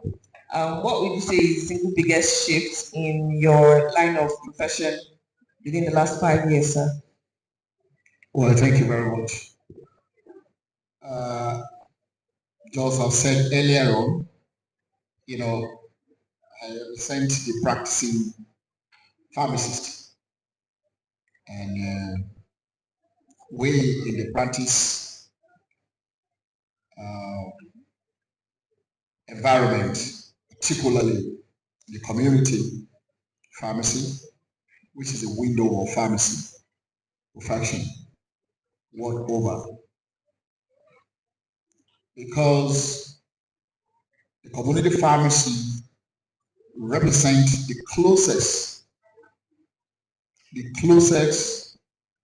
trained, skilled healthcare provider to the population across the globe, not only in Nigeria, everywhere, but more importantly for us in the developing world. The accessibility of pharmacy to the population had greatly impact on the utilization of healthcare better than it was before now. Before now, in terms of pharmacy practice, the hospital pharmacy, you had from Abimbola, it's about, oh yeah, you come to the pharmacy, fill your prescriptions. In fact, majority of, when you look at the hospitals, majority of hospitals, what they have is the pinhole dispensing facility. When you come to the pharmacy, what you see is, you see the pharmacy through the pinhole. The patient will be outside, you just look through the hole to collect your medication after fill. But right now, the story is changed. In hospitals, developed hospitals, we now have clinics. We now have pharmacy counseling rooms where a patient comes, not only get their drugs, but they get information for rational use of medicine. Because it is known that irrational use of medicine, the leader effects of irrational use of medicine is worse than the scourge of malaria combined with HIV/AIDS and tuberculosis. You know what I mean? That is wrong use of medicine. What this population get in terms of the disadvantage, in terms of the leader effect, is more small than when you quantify it to the effect of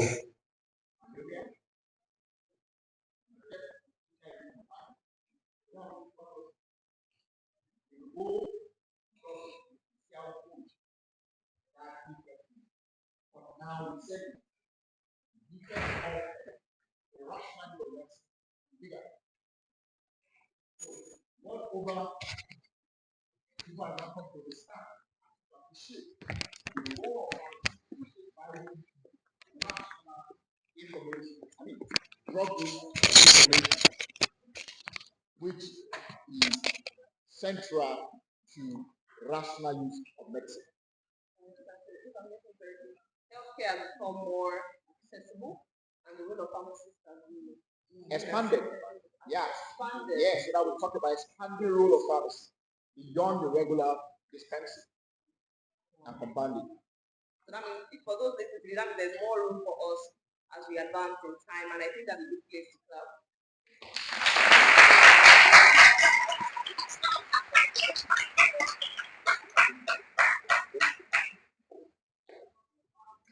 Thank you.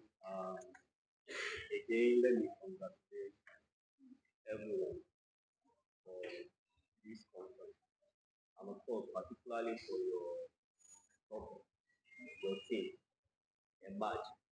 And I believe that a new do is emerging, and of course, new ideas are also emerging.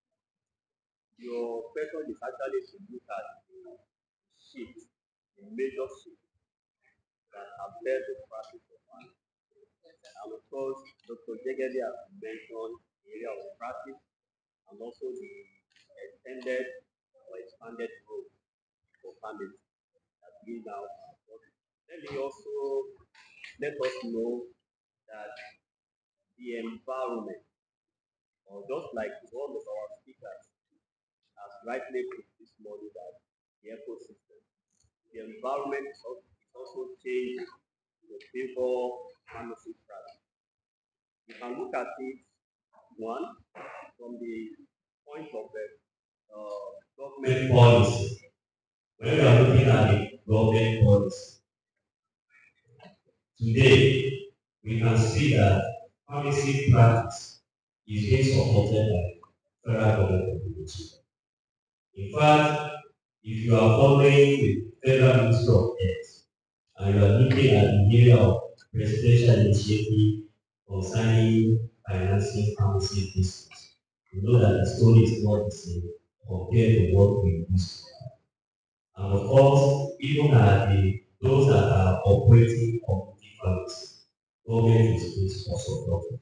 And that is a plus for our profession. And of course, when we look at the area of regulatory activities, NAFDAC has changed the story in light of maybe we have more of a product in our environment. And of course, in terms of regulation and regulatory activities, we are operating in an environment that is more, in a way, monitor is more now compared to what we used to have. And I think those are the changes that are actually shaping the practice of pharmacy positively in Nigeria. Then if we go back even to our law, we used to have pharmacists council of Nigeria. That has changed to pharmacy council of Nigeria. So it means that when we are talking about anything concerning drugs, you as a pharmacist, you have more opportunity now compared to what we used to have based on that. And I believe that these are things that or opportunities that we see as a massive opportunity that is going to help that we can rely on quality life as we are practicing our approach. Thank you.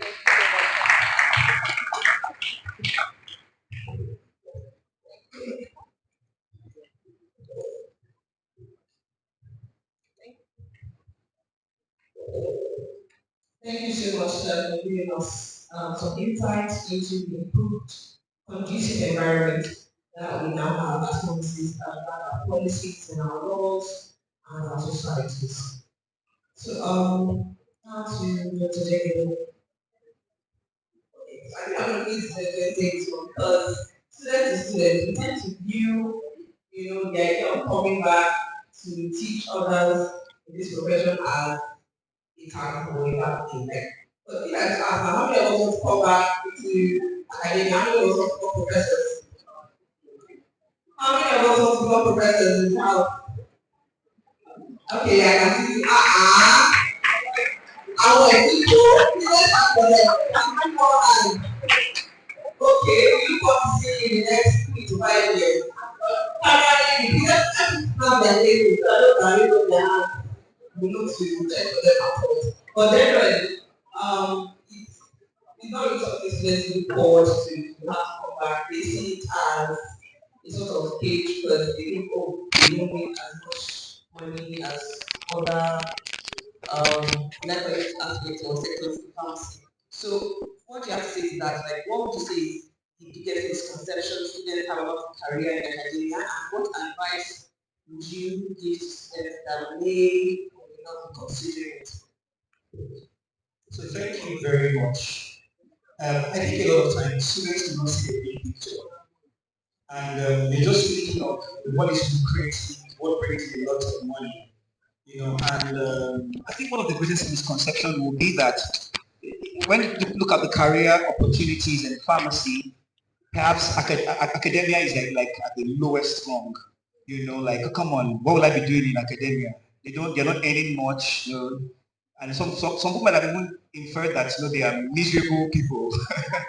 Maybe because they are frustrated with life. That's why they went into academia. And that's why they are frustrating us. But I think I will ask a question, at least for myself and Dr. Adebola. Do we look like frustrated people?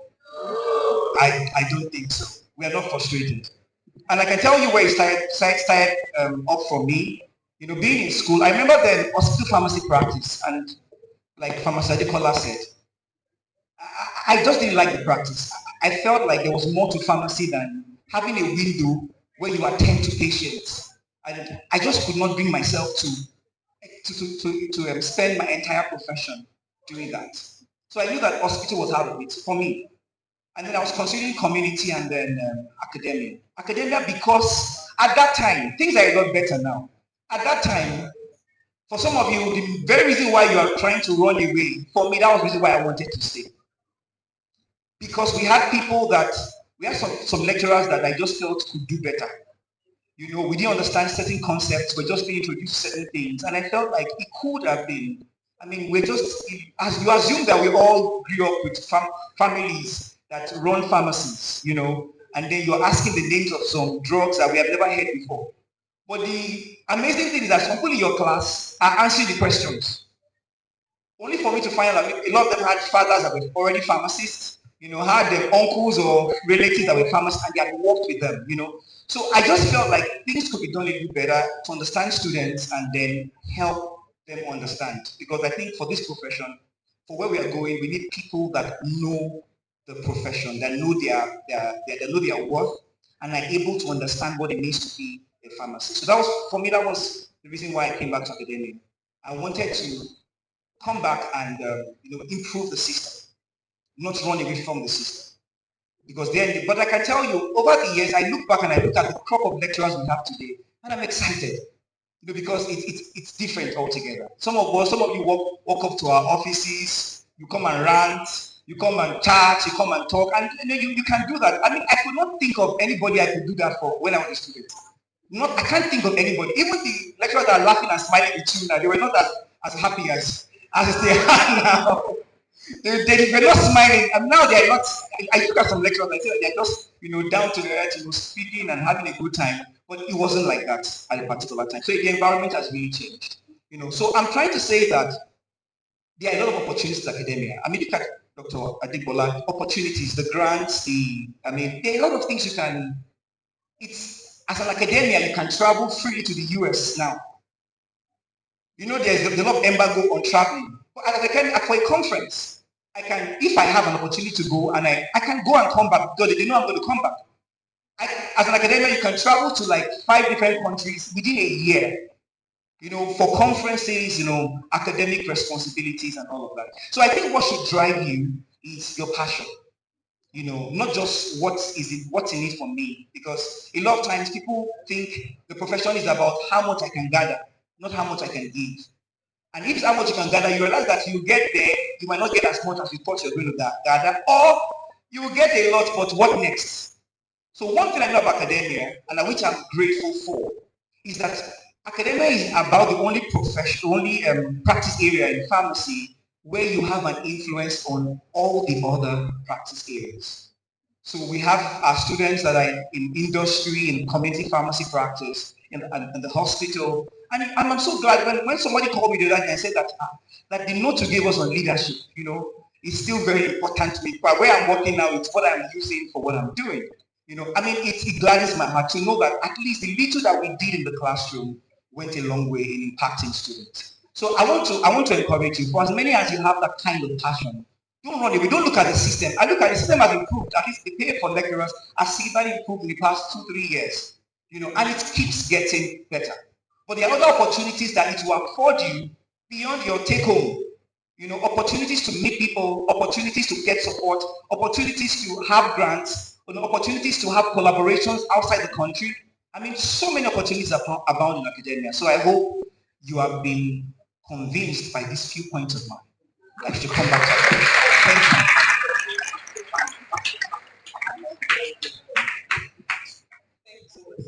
I hope you have been convinced that we should come back to pharmacy for academia. As I'm looking at these faces, I don't think they are convinced though. Because although I think one convincing thing that you would have said that would appeal to them was when you said they can afford opportunities to travel. I know some people were thinking, how can one process that one, and do we really have to come back? I believe that's a very important question that we have to ask. But I think I would use it as an opportunity to appreciate you and all of our lecturers for coming back, seeing that whilst we were speaking, it was more about doing this for the passion, doing this for the sake of future pharmacists. Because I remember I was in the lecture room one day and one of our lecturers said if we were not careful, if we were not keen on coming back, that we might have people from other professions training the next generation of pharmacists, which would not be ideal. So I think I agree with what you've said.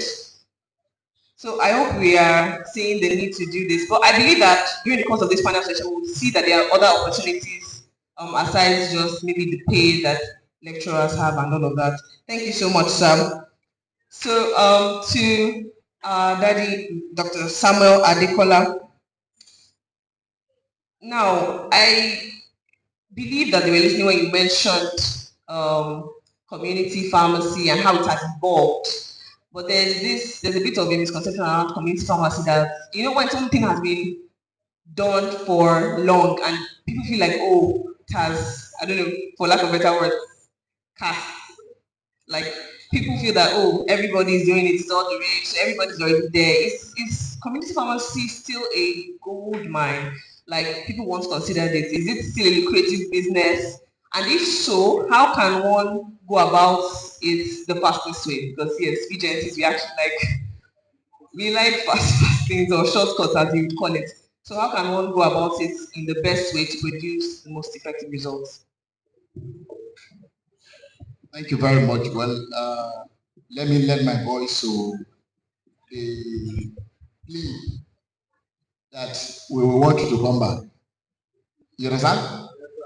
We want you to come back to academia because now we have more pharmacists coming up. So rather than allowing other people from other departments, faculty to train our pharmacists, we will encourage that you come back. So I feel very happy for some of our friends and colleagues are here. I think for my class, I think we donated one person to you. We actually donated, but one has gone away. I debated your vice dean. I debated, yes. She was my classmate, and Ishusi was there too before she left for the UK. So I wanted to come back too. So there was no any other, there was no area of pharmacy that actually interests me after the service here.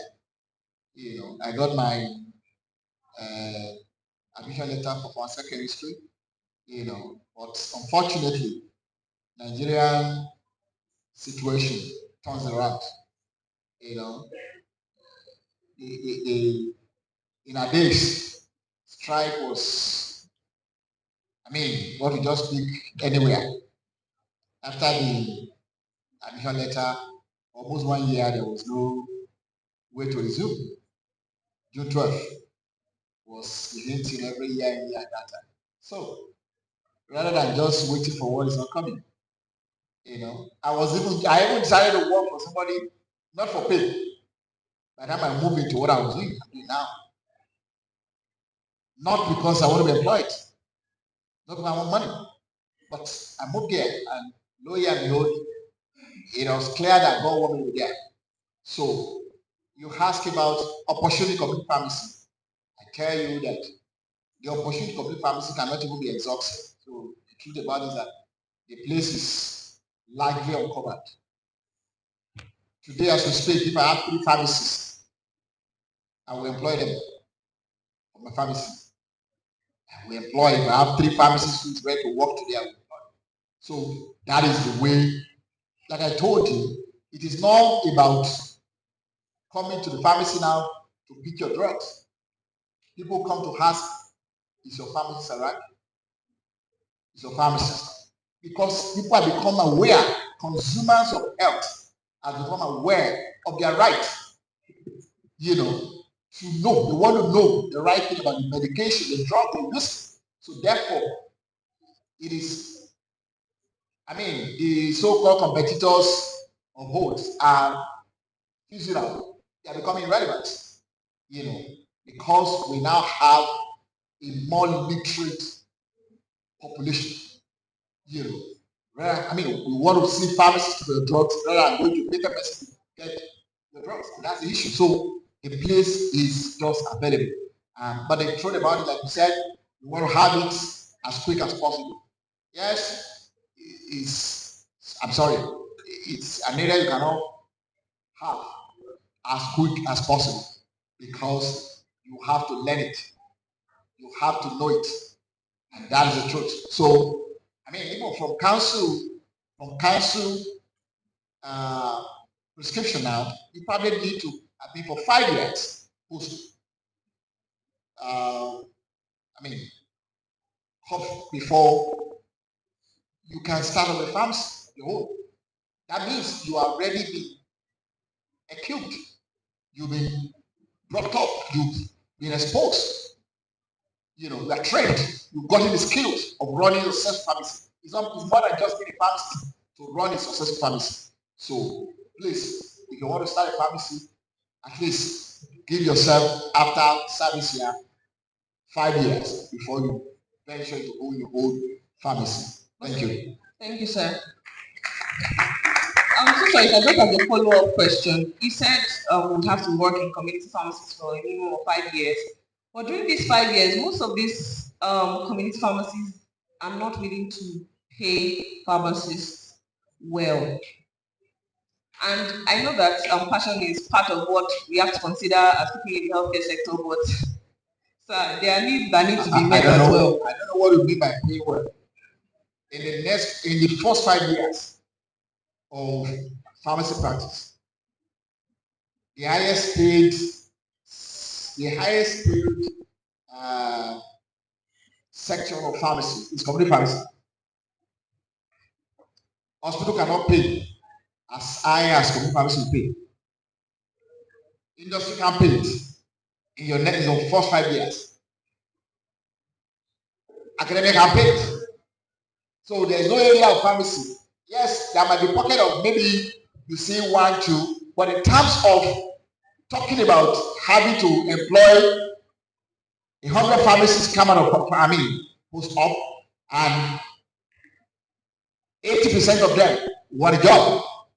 If 80% of them goes to any areas of this practice, community pharmacy is the highest pay point right now.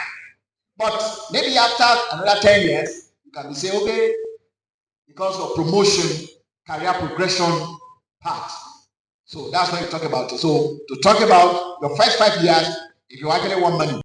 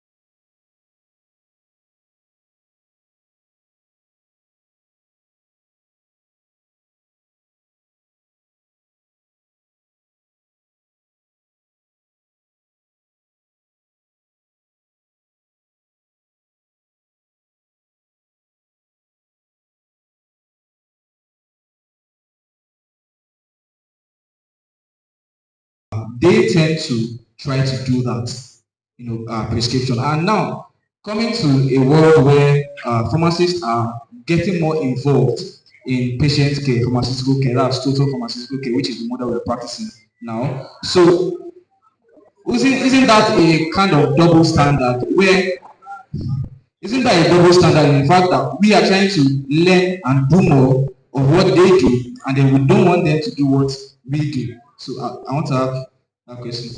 Okay, that's a very intelligent question, and we must give it to him.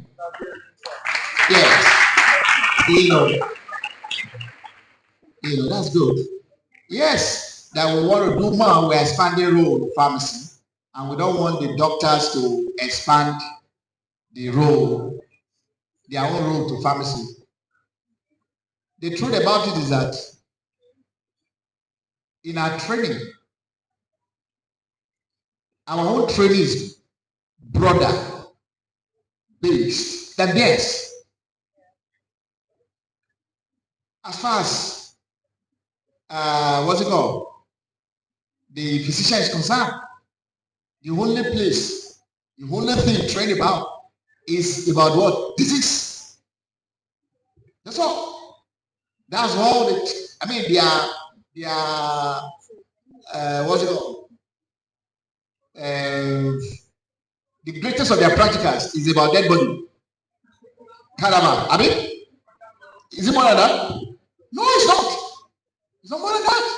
So, and that is why, yes, it's a whole lot of things for them, and they have to also continue to do it more because, yes, they have to continue to do better on it. For your home as a pharmacist, you train in all of these areas.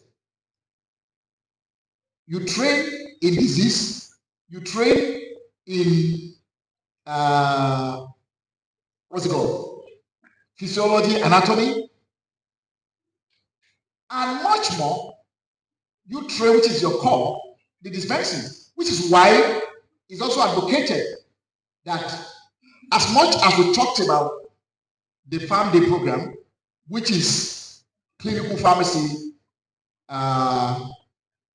focus, we must not lose sight of the fundamental responsibility of the pharmacist, which has to do with dispensing.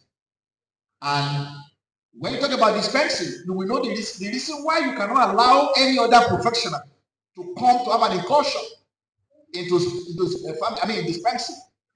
What is this? What is your pass mark for dispensing? 60. Is there any other profession in this university where you have 60% of pass mark? Any other course? Apart from your whole pharmacy law and dispensing, go through this entire university. If they are, and probably in the in faculty of law, they also have one course, which is 60%. So apart from that, there's no other person. Your medical doctor, your physician, your medical doctor colleague can afford to score 50% all round and graduate. Fine. But you can't afford it.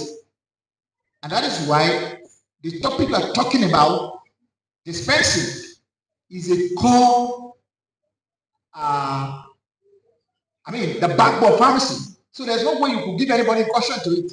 Not because we don't want people to, not because we are selfish. It is because of knowledge. You want to protect the patient. Don't be deceived. Don't be carried away by what you see around. Okay, anybody can just dispense medicine. No. What you do in measuring your poison per 3, measuring your whole 0.05 Epekwana, what do you call this? You measure it. So it's the same thing when it comes to dispensing your common acetaminophen or even amoxicillin, as common as you look at it. So that's why it's not about being protective. So it's about facing the reality, telling that I have the knowledge. It's not about, I just want to do this. I want to do, apart from a physiology or anatomy or whatever in the school. Now, to do vaccination as pharmacists, I have to be trained and certified again. But they don't have an opportunity to be certified and be trained for dispensing. Even if you create it, I'm sure they will not want to have it. Thank you. Let me just add a few lines to that. You as a pharmacist, can you go ahead to do surgery? Can you go ahead to do investigation into oncology cases? No. So those areas, they are also protected from ethics, just like our dispensing is also protected for pharmacists. And of course, when you are talking about dispensing, it's not just about giving the drugs out. You are giving the drugs out based on, number one, the knowledge of chemistry regarding that drugs, formulation regarding that drugs, pharmacology regarding that particular drugs. And I can tell you, you can't get that from anywhere. So that will be the point that I will have with that. So let us appreciate our daddy, Dr. Adekola. And of course, let me also say this. He has been someone that I know in terms of support and help, that is there to help or to support any pharmacist. Because I was in that area maybe about 13, 14 years ago, and I know he used his office then as the PSN chairman Ondo to help my company. You know, I was running around for helping, and of course we launched a product around that period, and he single-handedly handled that product in Ondo State to make sure that that product was well out. So you can see him here, and I know you are still going to see him maybe for some other thing. And of course, we are picking from him, and of course, let us continue to appreciate him. Thank you.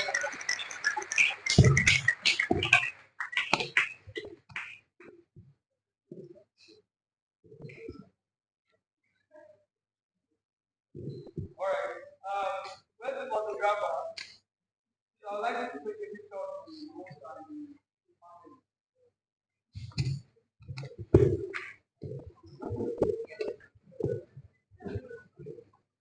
a picture of the hosts and the panelists.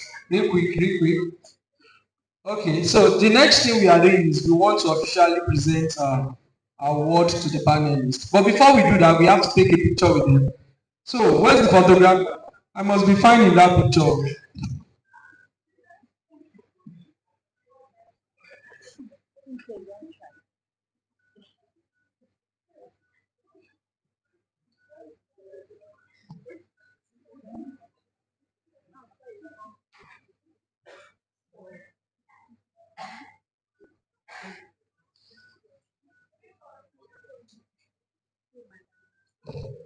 All right, so through the president of the Pharmaceutical Association of Nigeria Students of Alabama University, I'd like to present an award of service to our panelists. So, Madam President, I would want you to come forward.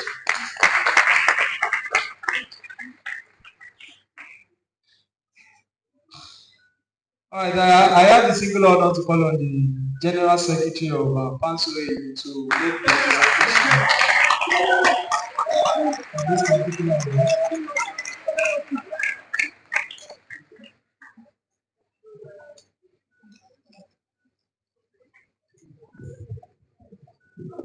Thank you.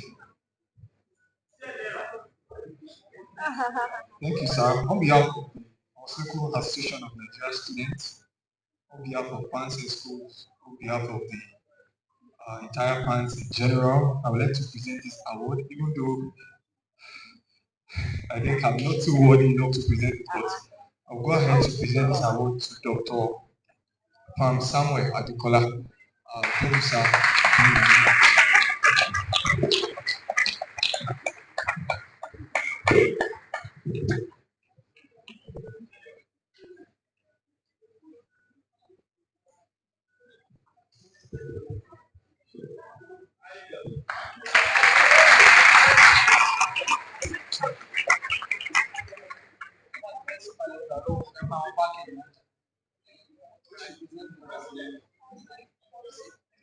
Can we rise and give a standing ovation for our daddy as he exits? He has been with us from the beginning right up until this point. Can we say thank you, sir? Thank you so much, Dr. Samuel. We really appreciate you. We look forward to seeing more of you, sir. Thank you so much, sir. All right, proceeding with the award presentation, I have the simple honor to call on the Vice President of Pharmaceutical Association of Nigeria Students to present the award of service to Dr. Pharmacist Adekola.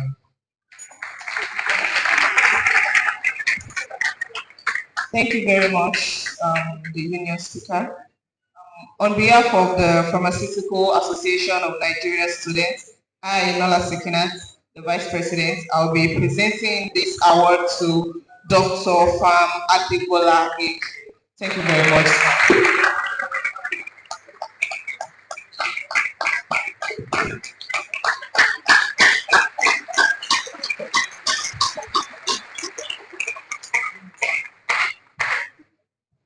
Alright, while the award is being presented, we will take just 2 more questions, preferably one for each of our lecturers seated here. So you can indicate to the protocol, sorry, ask them after this, or you can show, yes, after the award is being presented.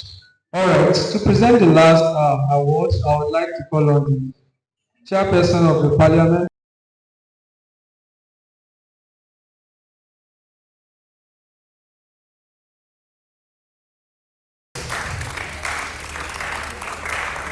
So our panelists put those as our project supervisor.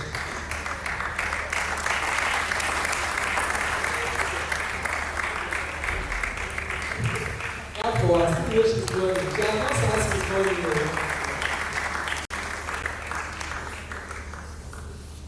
Okay, I'm here as, what am I here as? I'm here as the EWC chairperson, but this award is quite personal because I'm giving it to my beloved project supervisor. No, I like what you go with your project. So yes, I would like to present you this award of service. You're coming from over there now. Sorry. And with that, we can say thanks.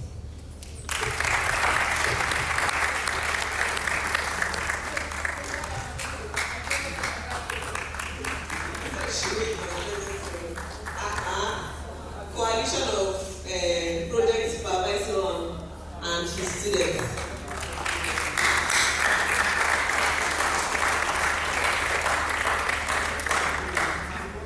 Don't worry, but we can't relate, but it's still our turn.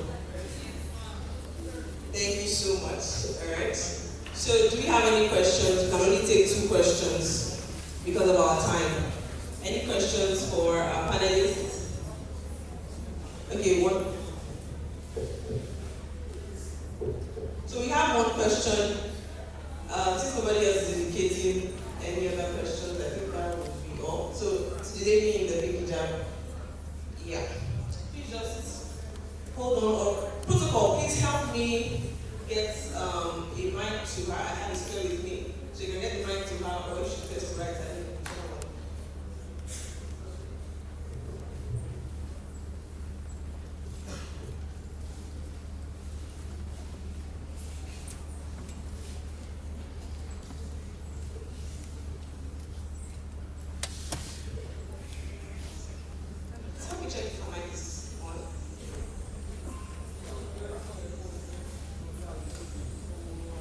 Good afternoon, everyone. I'm really glad to be here and I've been enjoying this event so far. So my question is directed to Dr. Jegede. Okay. When you ask the question about big farm and maybe those still be relevant with the transitioning of the industry into farming. So I understand that current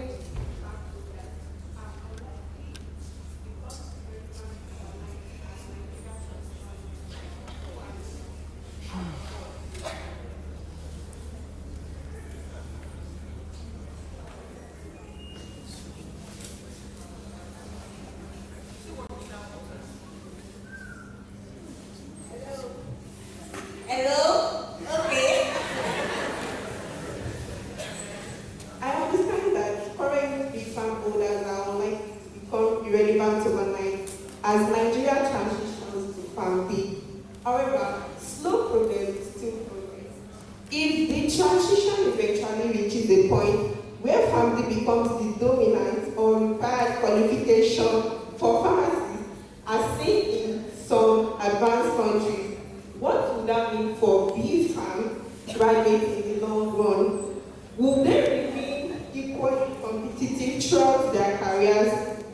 will they eventually end up pursuing trade or conversion programs to keep up with the evolving standard of the profession?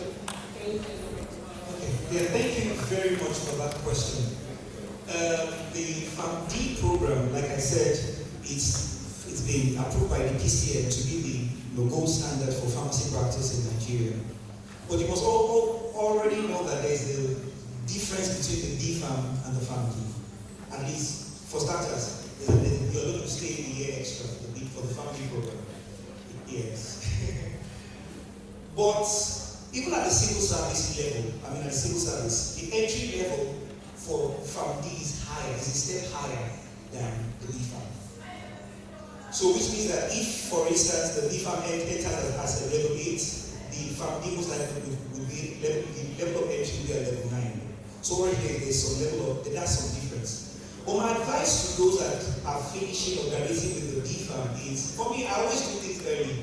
I don't want to wait until when everybody's clamoring and trying to, it's now like don't compulsory, but everybody's trying to do something about it. I have a FAMD. There was a time it was open for academics to do a program, FAMD, and we did it at the University of Benin, And I know that with the FAMD, there are opportunities.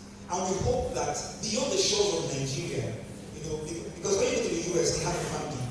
So you cannot even practice in the US because you have to do some courses, some training for like a year or two before you can be regularized into their system. So we are hoping that, with the FAMD, we'll be able to have some reciprocal incorporation into the different systems. Yeah, because from pharmacy law, I'm sure some of us are already aware of that. There are countries that will grant some sort of reciprocal registration form. So if you allow us to register in your own country, at a particular level, you will also get the same treatment from us when you come to our own country. Now that we have the same degree, we hope that at least it will be as rigorous for there to be a conversion in some countries, some other climes, if you have to practice in their system, because we need to learn all of that. So yeah, I would advise that you go for a conversion program if it's available. Well, I can tell you, it's not going to happen immediately. There's still going to be a long time, but if you have an opportunity, and that's especially for those who are maybe perhaps practicing in the hospital, practicing in community pharmacy, having community pharmacy, and academia.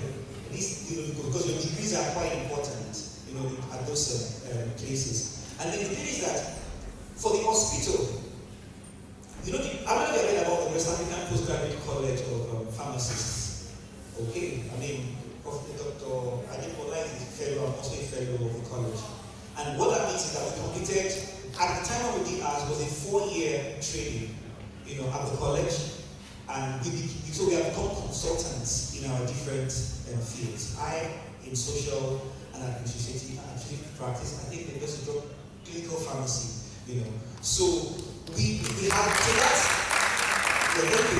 so that already gives us some sort of leverage.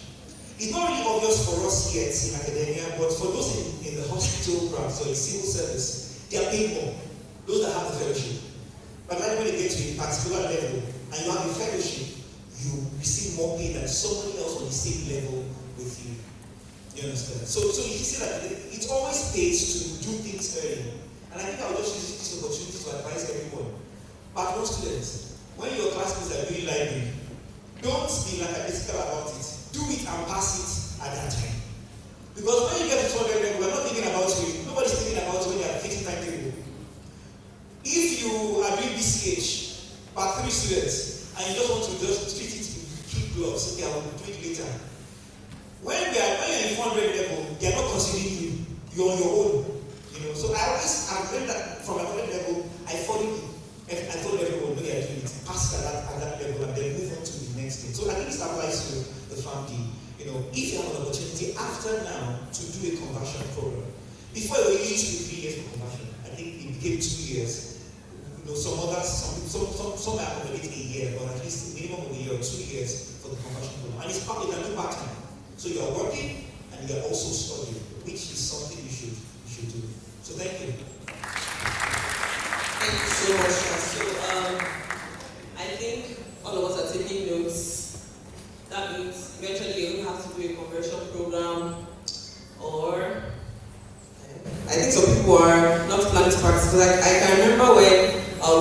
compound 25 flyers of lying about.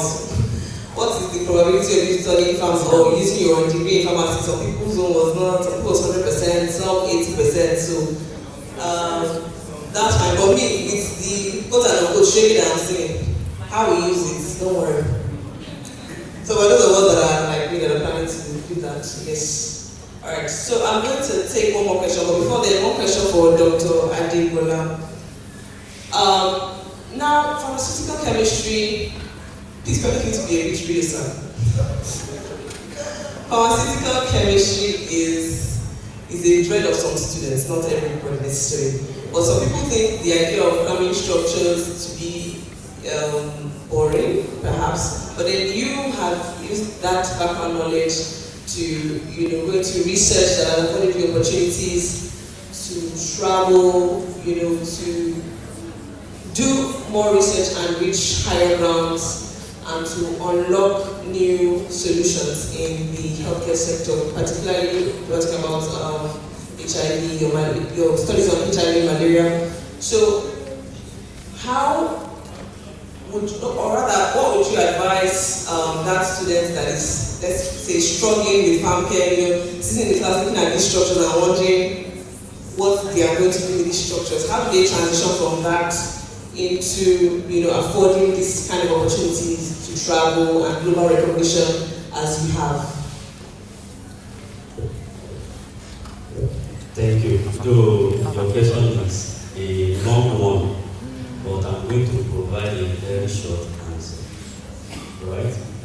You can see us here that you are talking about management courses, right? The same way we are talking about chemistry, then the same way we are talking about pharmaceutics, right? We know in pharmacy that to practice, I need chemistry, I need pharmaceutics, I need pharmacology, and I need management or clinical pharmacy. And of course, we are not telling you that the same way or the same approach that the Department of Chemistry here is using, right, is the same approach that we should use for us as our students. No. What we actually want is for you to understand the chemistry that affect the action of your drugs. And of course, also to understand the chemistry that affect the way you handle the analysis of that particular compound or the synthesis of that particular compound. No one is telling you that you know how to crown your penicillin or naphthalene or whatever. No. But of course, just look at the basic principle that influence the action of your drugs. And of course, you can say, when we are talking about opportunities or how to, you are moving from chemistry to another level, right?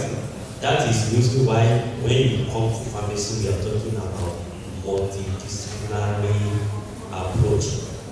Okay, it's not just about your chemistry. And of course, if you see what I'm doing currently, I'm not looking at my research from the perspective of chemistry. But of course, if you look at it, you are still going to meet chemistry inside my research. But of course, it's for me to now take that research to influence my society. Okay, and of course, let me quickly address this, that there is no, when we are talking about environment, I can tell you that no environment is perfect.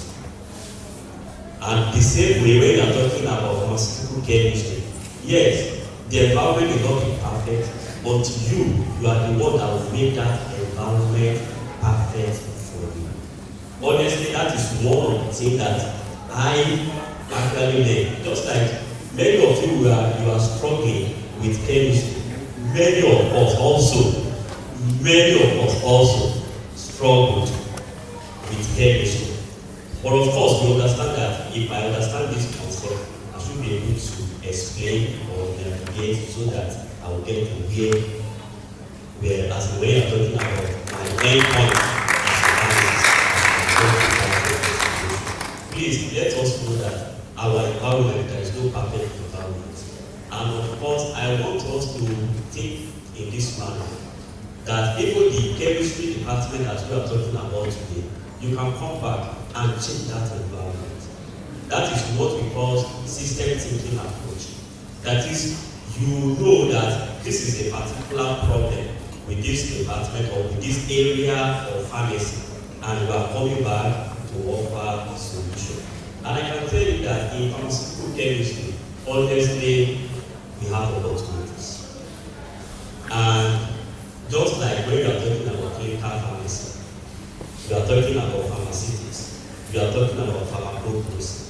I can tell you that if I'm actually operating from clinical pharmacy today, that I will still be performing. Or operating from pharmacology today, I will still be performing. Because I can pick just a single plant from that department or from pharmacology and make a formulation, herbal formulation that will affect either maternal or our pediatric population. So that is my approach to research and approach to offer.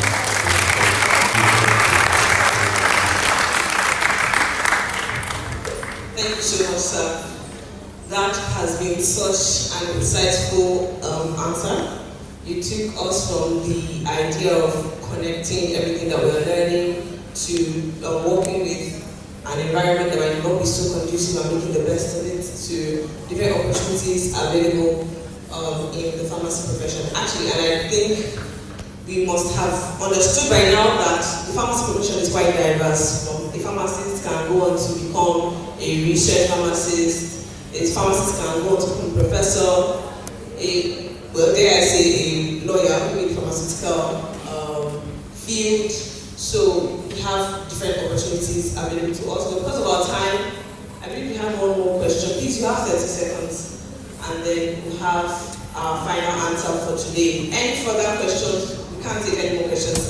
I apologize for that. So any further questions, you can just maybe write it down, have the protocol, send it to the protocol, and then we would see how we can arrange for your answers to be given either along the program or eventually later on. Good afternoon, everyone. My question goes to Dr. You talked about wanting passion as the pharmacist or a clinical pharmacist. You have to be passionate and you have to be for passion, which I actually agree with. But no, we all know that money is necessary and money is needed. So even with passion, we need money to do some basic needs of life and to achieve some things. So now, imagine if you're in like an hospital when you're a community pharmacist and you have a patient that does not have money because you are now, you know how it is. A patient that does not have money to pay for the drug, how will you balance passion with money? By treating the patient that does not have money to pay for it, and that patient is in, that patient needs the help of the pharmacist at that time. Yeah. So my question is just basically like, how can we balance passion with money as a pharmacist? Thank you. Good question. Passion is very important, but of course money is also important. Yeah. And Professor Dokola said that for the first 5 years, community pharmacy is a good place to start. I wouldn't think that with the structure of the academia, I think in the first 5 years, would actually be competing with that of the, yes, competing with the community pharmacy now. That. So it's not that bad. Of course, one thing that academia affords you to do is it gives you a little more time. Because your time is a little more flexible. And that's why you have people in academia who have big farms. I mean, you see your lecturers, like some of them are small, they're not small people, some of them are big people. They have big farms that will supply things to other, they are feeding a population. Some have businesses, some have things that they're doing. It's in academia you can really do that because you have a schedule that you can plan yourself so well. Like if you are going to the hospital, for instance, from 8 to about 4 p.m. You know, sometimes you have your call, but you can stay till the next morning and all of that. But you can work with your own time in academia. Now, talking about the hospital and funding, you know, as an individual, if you are charitable in nature, then you want to establish or look for the funding mechanisms that already exist within the system. For instance, we have students, let me talk about academia. We have students that have some problems with, you know, paying their school fees and things like that. You know, we try to look for people that are, some of my friends reached out to me one time that, oh, she was looking for 1 or 2 students that she could support, you know, and all of that. And we're able to, I was able to link out with some people so that they can, you know, help pay their school fees and all of that. So you need to know the funding mechanism. It doesn't mean that I have to be the one to get the money if I don't have it, but I have enough connections, I have enough, you know, really, I have established enough relationships that I can get people that can support here and there. But if it's now beyond your ability, you know, that's why pharmacy, and when you're dispensing, you have generics. You know, so you want to look for the cheapest. Oh, I cannot really help you, but if you can pay for it, this is a cheaper alternative, you know, to the branded, you know, one you are looking for. Then you can also help them that way. So I want to encourage you. Passion is important, you know, and as you are pursuing your passion, you know, ensure that your brain is also in alignment with that. So you are thinking of, I generally do a lot of planning and thinking ahead, you know, thinking of what I want to do, how I want to do certain things, and try to put pen on paper to make it clear, so that when I'm there, I know I've achieved it, and I know the next thing I am moving on to. You know, so it's important. Even though I'm saying passion, just don't follow things blindly without having information. For me, before I get into pharmacy, I got some information before I started studying pharmacy. Some of you just entered into it, and you got the shock of your life, you know, in pharmacy practice. But it's always good that whenever you want to get into something, do a little research, find out from 1 or 2 persons that are already in it, get information about that, and it encourages you to push ahead. If the review you give me might not discourage me from going into it, the fact that I asked you, I said, it is terrible, it just gives me enough information to know how to plan and prepare for what I'm going to face when I enter. Because if I feel persuaded to do something, you won't be able to stop me. Just by telling me that it's not working, it's not good, you're not creative and all that. You know. Let me just say this, I think this will encourage somebody. I remember when I wanted to do my internship at the faculty, the amount that was being paid interns at that time was 60-something thousand naira. And the hospital was about 110,000. So naturally, my classmates went to the hospital that, you know, everybody applied. I only applied to the faculty because I knew what I wanted, I knew where I was going, and I didn't want to be there, you know. And so I got my internship placement at the faculty. I worked in pharmaceutical chemistry as an intern, you know. And when we started working, the month they were going to pay us, they paid us 106,000. That was when they just started. They had changed the structure of the salary, the payment structure for academia, and we just came in at that time. I didn't even know about it. I came into it. I can remember also the same thing with my internship, my youth service. I was supposed to be at, I was employed to Osun State, and I went to the hospital, virology clinic. It was separate from the main hospital, and I asked to work there because I didn't want to do anything that had to do with calls. I was there from morning till 4 because I had other things I was doing. And so I got a placement there. And they told me that the pharmacy company that had, the other couple that was here complained, they only paid 10,000 naira, that they didn't give all coppers in the hospital. There's no extra money coming because we're not doing calls. I told her I was fine with it, I was okay with it because I knew what I wanted. You know, and you know what? We started. They paid us 2 months after we started. When they were going to pay us, they paid me to call allowance. So the way you get out of give call allowance. Of course, some things happen for that to happen. But I'm just saying that when you pursue passion, you know, clear-headed and with a sense of focus, money usually follows. I've seen that. It always works that way. Money usually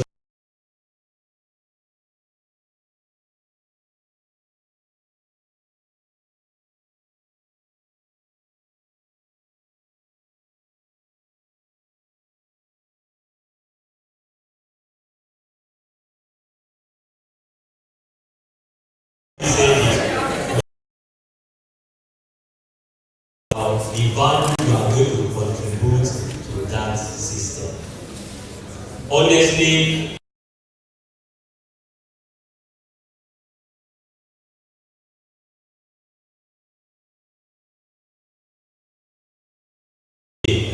many of us will not come back to academics. I was in rep, I was doing fine. In fact, the time I was coming back to Ife here, my salary, my take home then was like 2.5 more than that of what I was collecting. Yes. Let me explain. At that time, 2.5 times at that time. And of course, I can tell you that, well, for most rep, that will not be the same story. Because I was hardworking, I was pushing pioneers, thousand people powerful, and I was performing. I was on those two products. I was the best rep in the country. So I was getting more commission. And of course, with that, I thought I have more than enough for me to even look back, to come back to academics. But of course, I can look at it.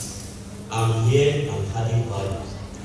And of course, it's not about salary alone. If my salary today, I'm collecting my salary as an associate prof today. But of course, I'm still sitting on 2-3 different grants that will be giving you honorarium. So it's honorarium and some other opportunities that you can actually look at instead of looking at your salary. If you are looking at your salary alone, honestly, you are going to miss it. Thank you so much, sir. I really appreciate you. Let's give them a round of applause today. For those insightful words, we want to say thank you. And I hope that with this session, we have been able to, our lecturers have been able to convince you and not to confuse you that the future is ours and is waiting for us to emerge. Thank you so much. Alright, let's begin with the summary of the church. Did you learn? Did you gain? You still want to learn more? Say, if you want them to serve, if you say, as men of honor. Alright, please, we'll be doing something really good. The protocols or the welfare team should get ready to start serving the food. But while that is about to go on, I would like to call on the facilitator. I want us to do something really quick. Let's remind ourselves of those things we used to do in primary school. So, let's your neighbors, if someone decided, tell him. Show she tell the person, show she Alright, so let's start something. Say, state and capital. State and capital.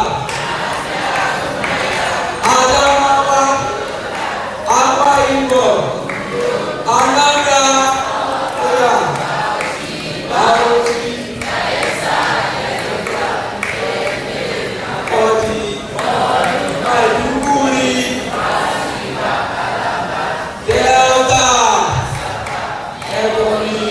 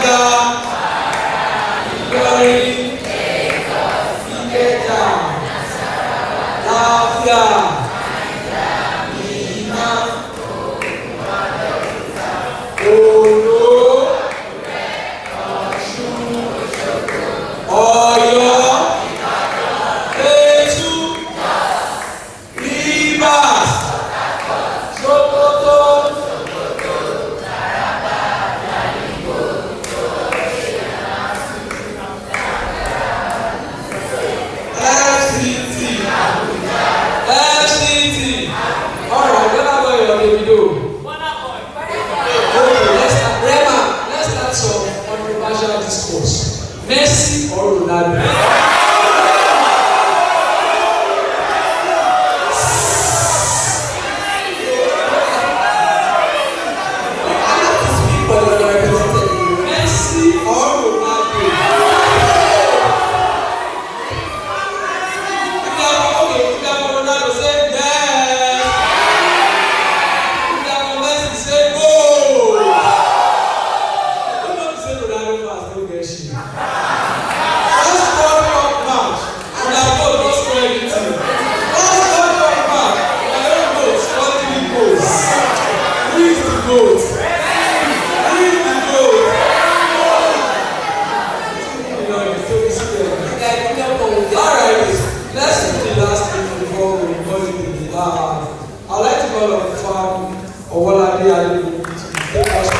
Please, the welfare team should get the food and the supplements all going on, get it ready, because the moment it's done with the session, we are calling it a day. We are taking the vote effect and calling it a day for the day. So please, let's give him a round of applause. Please, let's listen attentively. This session promises to be good. Alright, so please, you have just 15 minutes. 15 minutes to just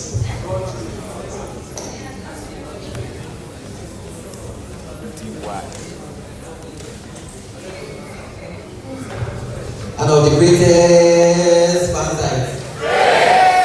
Articulate fan sites. Ever conscious fan sites. Alright, so it's meant to be here in beautiful beginning. For those that possibly do not know me, I think for majorly part 1 and part 2, my name is EMERGE2026 again, and I am an industrial research pharmacist.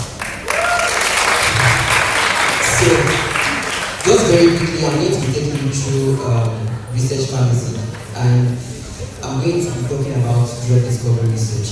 So, the idea of this is to actually, can I stay here? Let me just stay so everyone can see me very well. So, the idea of this is to actually ensure that everybody have a clear picture of what you can do outside pharmacy. Right? So, the point of doing this, or the point of being in pharmacy school, is to the end that you want to, at the end of the day, specialize in a particular area of practice, either community, hospital, industry, academia, and a lot like that. So, but for my field, I am going to be speaking on R&D. So, how many of us have had R&D before? R&D research.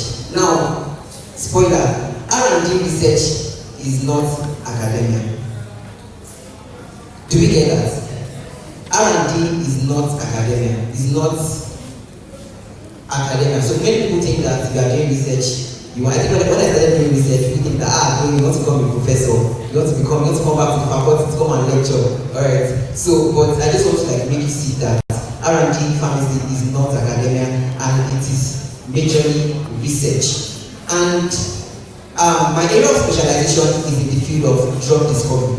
So I'll just talk about how I started, research, and how it all started, my journey from pharmacy school, and then how I ended up being here. Because I'm not where I am, I'm still going ahead. And sorry, I'm really sorry. I should first acknowledge I'm very, very sorry. So I'm really sorry about that. So I want to acknowledge, the president, the executive members, and everybody who has been, possible to be here to interact with you. I'm so honored to be here. Thank you so much, Madam President, Madam VP, JSEC, FinTech, all of you. Thank you so much. Fanside, I'm really happy to be here, and thank you so much. So let me just tell you what I'm saying. So drug discovery research.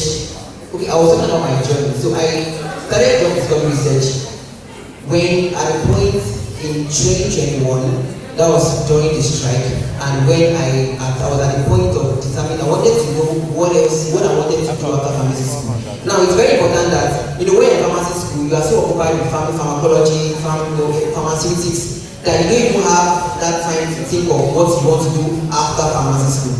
Like everybody's in that shoe, right? So, but so during the strike, and then I decided to think, what can I do? What do I like? What do I have passion for that I think I can do after pharmacy school? And that was where it all started. So how I was able to figure that out. Now I did this. I had some experience with community hospital. So I listed out the area of practice in pharmacy, the conventional ones that we all know. And then I decided to eliminate them based on the ones that I do not like. I don't see myself practicing as an hospital pharmacist, so I read that out. I don't see myself practicing as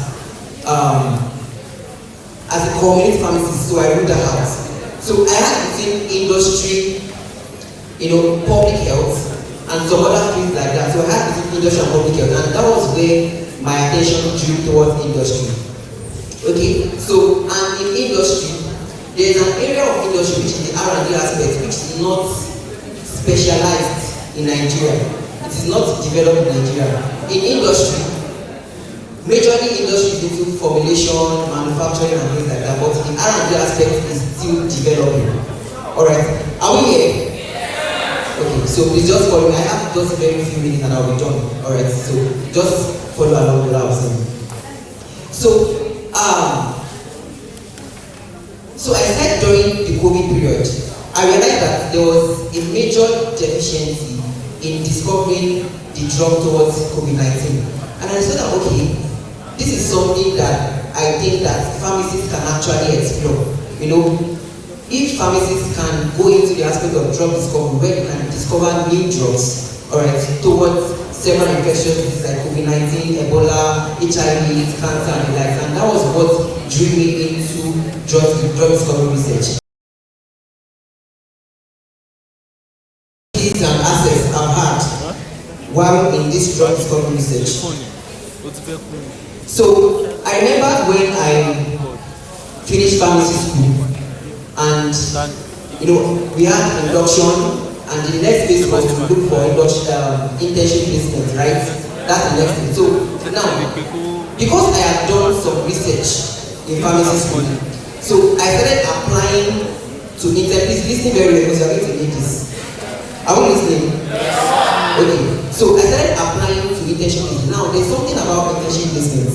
It's a lot. That phase is a lot because there are several limited opportunities that you want to, and then you have so many pharmacists graduating every year. So the slots are very, very few. So you just have to find a way to get internship slots. And one thing that helped me to secure internship placement was my research background. Like when I was called for an interview, and then I got interviewed, and then one thing that was the emphasis was that they were surprised at how would I do research, in pharmacy school with the whole rig of pharmacy school and things like that. So that led me to see the opportunities that I was able to access even while I was a pharmacy student.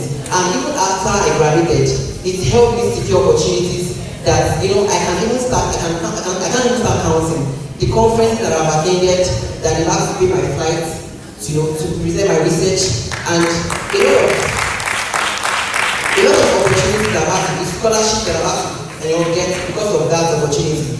And the idea of this is just to open your eyes to other fields. Honestly, pharmacy students, there's a lot beyond the conventional pharmacy. I was sitting there when, I think our questions are mixed, so I'm going to tell you the real honest truth about pharmacy practice. Pharmacy practice outside. Pharmacy practice outside is not how this was projected to us. I'm going to be very honest with you. So it's not the way it was projected. I have had friends complain to me. In fact, I was on a call with a friend of mine. She was complaining bitterly about her experience. Even for me too, I was just and it's just to open your eyes that honestly you could have. There are other opportunities that you can have access to beyond the community, industry, what else? Hospital and the likes. So, and drug discovery is one key area that people do not explore. So, that will lead me to the career path in drug discovery research. So, how do you build a career path in drug discovery research or drug discovery? So because you are a pharmacy student, you are going to be a potential pharmacist. You already have background in pharmacology, pharmaceutics, pharmacology. So when you put all of those things together, that is exactly what you need to gain access to drug discovery field. But most of the time, you need an advanced degree. I'm currently mentoring some pharmacy students, I think before them, and I was in a session with them, and I was taking through them, and I told them that, okay, I'm not going to just teach you drug discovery or completed drug design. I'm going to guide you on the opportunities that you can apply. After pharmacy school, what you need to do, to even get those jobs, how you can get opportunities outside the country and things like that. So I was able to provide opportunities like that for them, because these are opportunities that you should have access to. And honestly, if you do not know, you just be comfortable with your community, hospital, and things like that. And honestly, those things cannot pay bills. I'm being very honest here, so they can't actually pay bills for them. So, drug discovery research is basically about discovering new drugs towards a particular disease. So, you have, for example, COVID-19. When COVID-19 came, it was a major disruption in the whole country and even abroad. And scientists started coming together to see how we can come together to discover novel drug therapies towards this disease. And that was where the concept of drug discovery came, because they were able to repurpose some drugs. They came up with vaccines that effectively now targeted the disease, and then you don't hear of COVID-19 anymore. So, if you want to build a career path in drug discovery research, you need to at least first have your background in pharmacy. And once you are done, you need to progress with an advanced degree. And then after that, there are opportunities that you get, not in Naira now, that will pay you in foreign currency. Alright. And there's a lot that I might not be able to talk about because I have just very, very limited time. But I'm going to throw out opportunities for people to be able to learn more. Alright. Learn more about drug discovery research, learn more about how to contribute to science, how to present research, how to have access to conferences that would make you travel out of the country, present your research and things like that. So these are opportunities that I want to open your eyes to. And it's just that because you're a pharmacist, you might be so much into. I was also in your shoes. Part 4 was like a crazy class for me. Like I almost died in my part 4. So, and I know all true pharmacists who come back in part 4, part 5, it was a loss, right? So I understand that you might not have that, that time to like think of what to do after pharmacy. But I still want you to put it at the back of your mind that there's still a lot that you can do outside pharmacy school and start thinking about it now. It is not too late. The best thing about this thing is figuring it out very early. Once you figure out what you want to do very early, it makes it very easy to know where you are going to. Now, if I'm going to ask you a question, where do you see myself in the next 5 years? You ask me a question, where do you see yourself in the next 10 years? I'm going to tell you why. Because I've been able to figure out what I want to do and where I'm going to. I'm into industry and I'm focusing on how I'm doing drug design. So I'll just end this here. If you have questions, I think that's basically all I have to say. It's my time.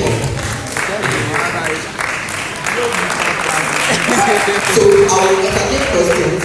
If you have questions that you want to ask me, it could be questions about what is life after pharmacy school, how does it look like, what is the pay like. I'm going to be very, very blunt with you. So just ask me questions and I'm going to tell you the same way. I'm not going to sugarcoat it like our lecturers have done, but I'm going to tell you the honest truth. So let me take questions now. If you have questions about what you know, figuring life after pharmacy school, internship positions, things generally about even drug design, I'm going to be open to answer questions. So let me take questions now. Thank you.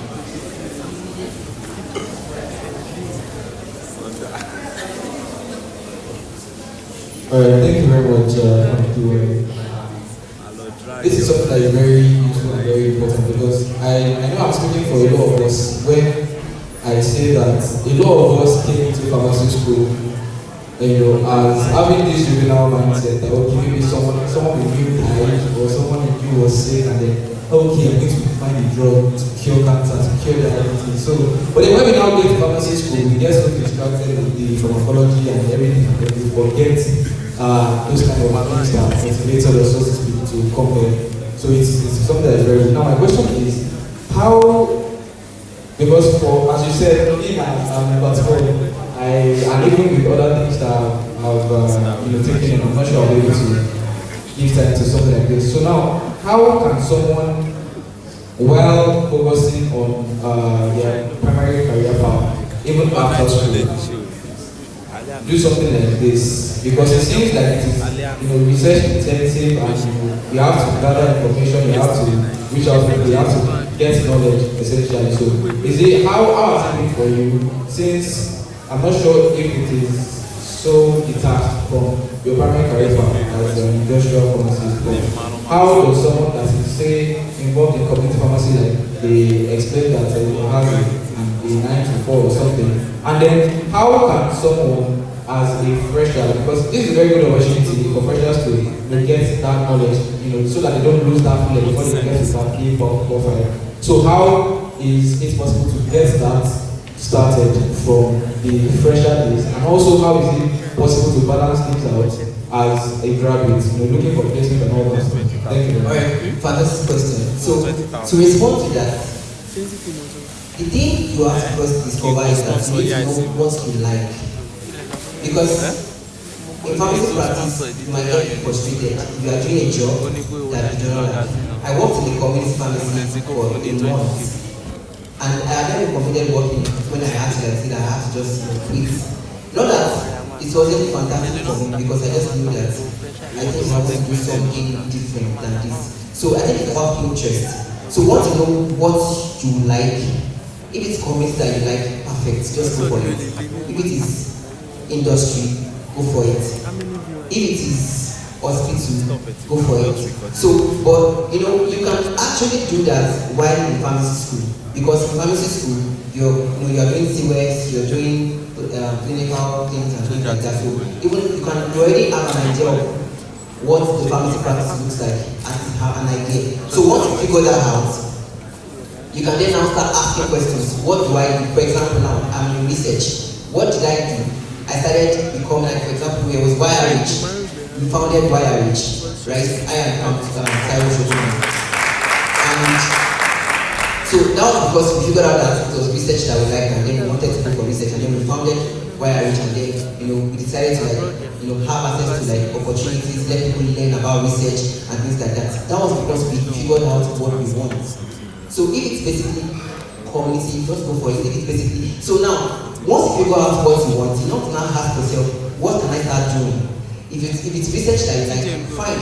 Join a club, join YRH, join possibly some other organizations. If it's community, maybe be a part of.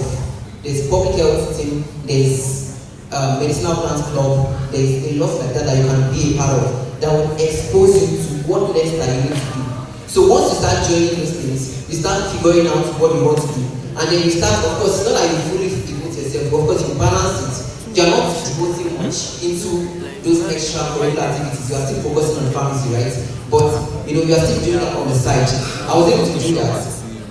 While it's very possible that some might not be able to do that, but it's also good that you just don't devote everything. It's very important. Don't just put everything on pharmacy. Be a part of, join clubs, join organizations, and that will expose you to what next that you need to do outside pharmacy. So even outside pharmacy school, internship positions are there. There are internship placements everywhere, industry where I work, hospital practice, community, there are internship positions that you can apply to. So, and if you already know what you want, for example, community, there's a lot like that you can apply to those positions, get them. Get started, kickstart your start and your journey, and then you just continue to move like that and like that. So that's just how it is. So you have to know how to blend, how to combine those things. I know pharmacy can be a lot, but it's going to still be an advantage for you if you have something from the side, before you graduate. Alright, I think that answers your question. So any other question? Let me have. Aside, is there any other person who wants to ask a question? Any other person? Okay, I think we'll have that. Thank you very much. Thank you very much. And firstly, I'd like to really commend your work actually. I've seen your work from reading subscription and I really feel that you are really good from that your research. So my question is, someone like me, I feel like it's around, I think that the time I talked I got fast, and then I realized that I'm actually going to that field as well. But, and then, the part that I actually specialize in is more like the technical part of research, part of CAD, on drug discovery, and in silico, first bioinformatics. Part that especially with PNL and all inside healthcare. But that one thing I got to realize is that men is very important in those fields. To have someone that can talk to actually guide you and then to give you some insights, some updates, new information. But people that are not faculty that you couldn't really at the first people I can walk up to actually enlighten me, educate me about all these things. So I feel like how can I really get mentors? How can I get people that can support in this field, that can mentor and guide me towards the path? Alright, can we clap for you? So that's a very good question. I initially wanted to talk about mentorship, but I skipped my mind, but I think that question actually got that back. So mentorship is very, very important. I have a mentor currently. She's a pharmacist in Nigeria, but she works in the US. And she works in earlier than I didn't even know the company in the US. And she has been my mentor for over 5 years now. So, and this is just to explain to you, to let you know that mentorship is very, very important. Honestly, you might not be able to figure it out as a person. You need someone to guide you. You need someone to put you on that path. This is not about research, because I know everybody here cannot be interested in research. Yeah, I know.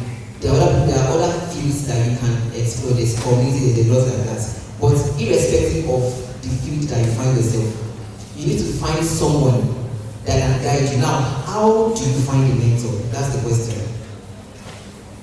Let me explain how I was going to find mine.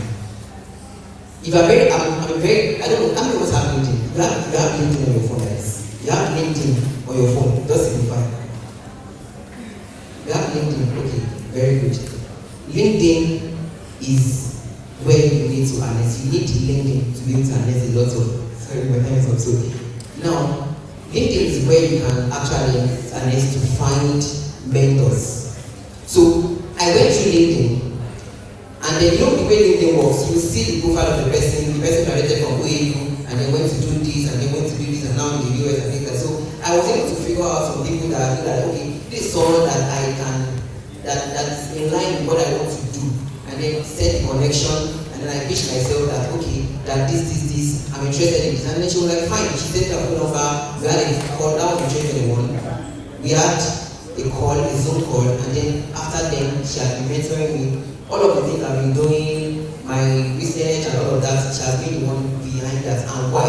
I didn't figure it myself. It's not because revelation just came, but because there was someone that was able to guide me. So irrespective of where you find yourself, community, there are people like that in that field. Industry, people like that are there. You just need to go there. Find people that you can find, connect with them, and then that's all. If you're interested in research, fine, I'm available. You can reach out to me, right? So that's just what I'm going to say about that. Mentorship is very important. So for your question, you need a mentor. Alright. You can reach out to me since we have the same area of interest. Reach out to me, I'll be glad to provide parts for you. So thank you. Alright, please let's give former Sister Olade, workshop facilitator, a very big round of applause. Let's say a very big thank you to him as well. We have really done a lot. If you have gained today, say I have gained. Alright, so on that note, we are bringing the game is not finished, they are talking about. We are bringing the selection to a close, but before we do that, I'd like to acknowledge the presence of the President of Medical Rehabilitation, IPUTSA, if therapy, person of President thank you for joining us. I'd like to as well acknowledge the presence of the Secretary, Awo Hall of Residents, the President of KPC. Thank you for joining us as well. So, we are doing something real quick, and Pansy Organizing Committee Chairperson will be giving us the closing remarks and we'll call it day. Ladies and gentlemen, as we come to the end of this program, look to your left, look to your right, invite your neighbor. Tell your neighbor, I'm inviting you to, oh yeah, put the program there. I'm hearing Shadela Premium. I'm hearing Pansy. Which one is it? Shadela Premium, dinner, Pansy, ladies and gentlemen, whichever program it is, actually all of them. We look forward to seeing you for all of our programs, and I'll be handing over to Madam Chair Lady. Progress is going to make the closing remarks. Good afternoon, everybody. Good afternoon,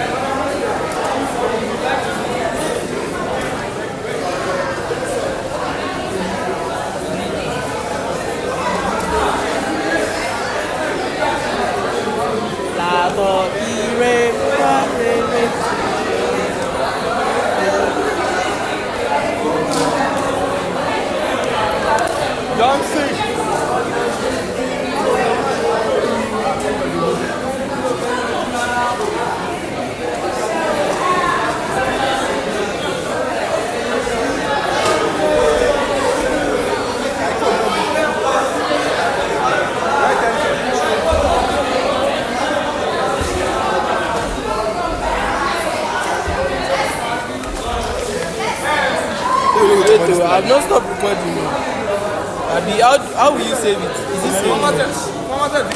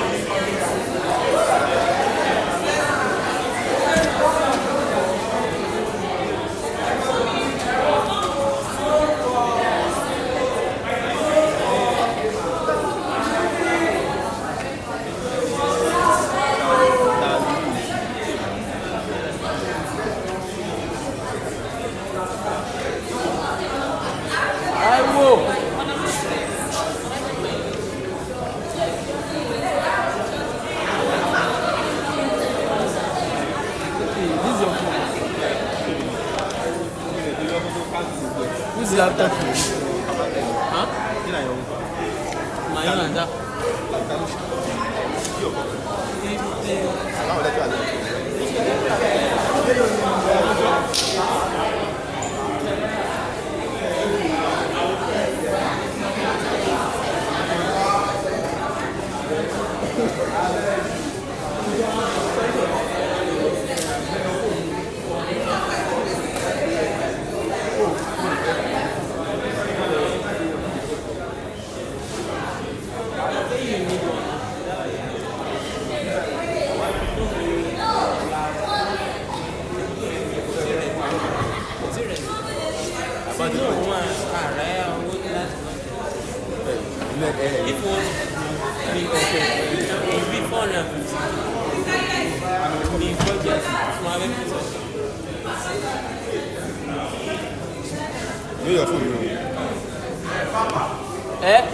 How far about the pause recording? About the save it? I don't see him now. Get a number.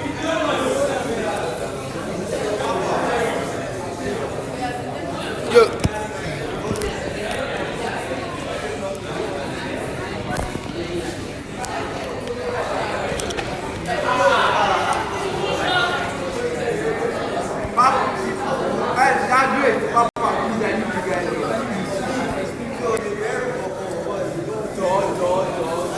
Logistics.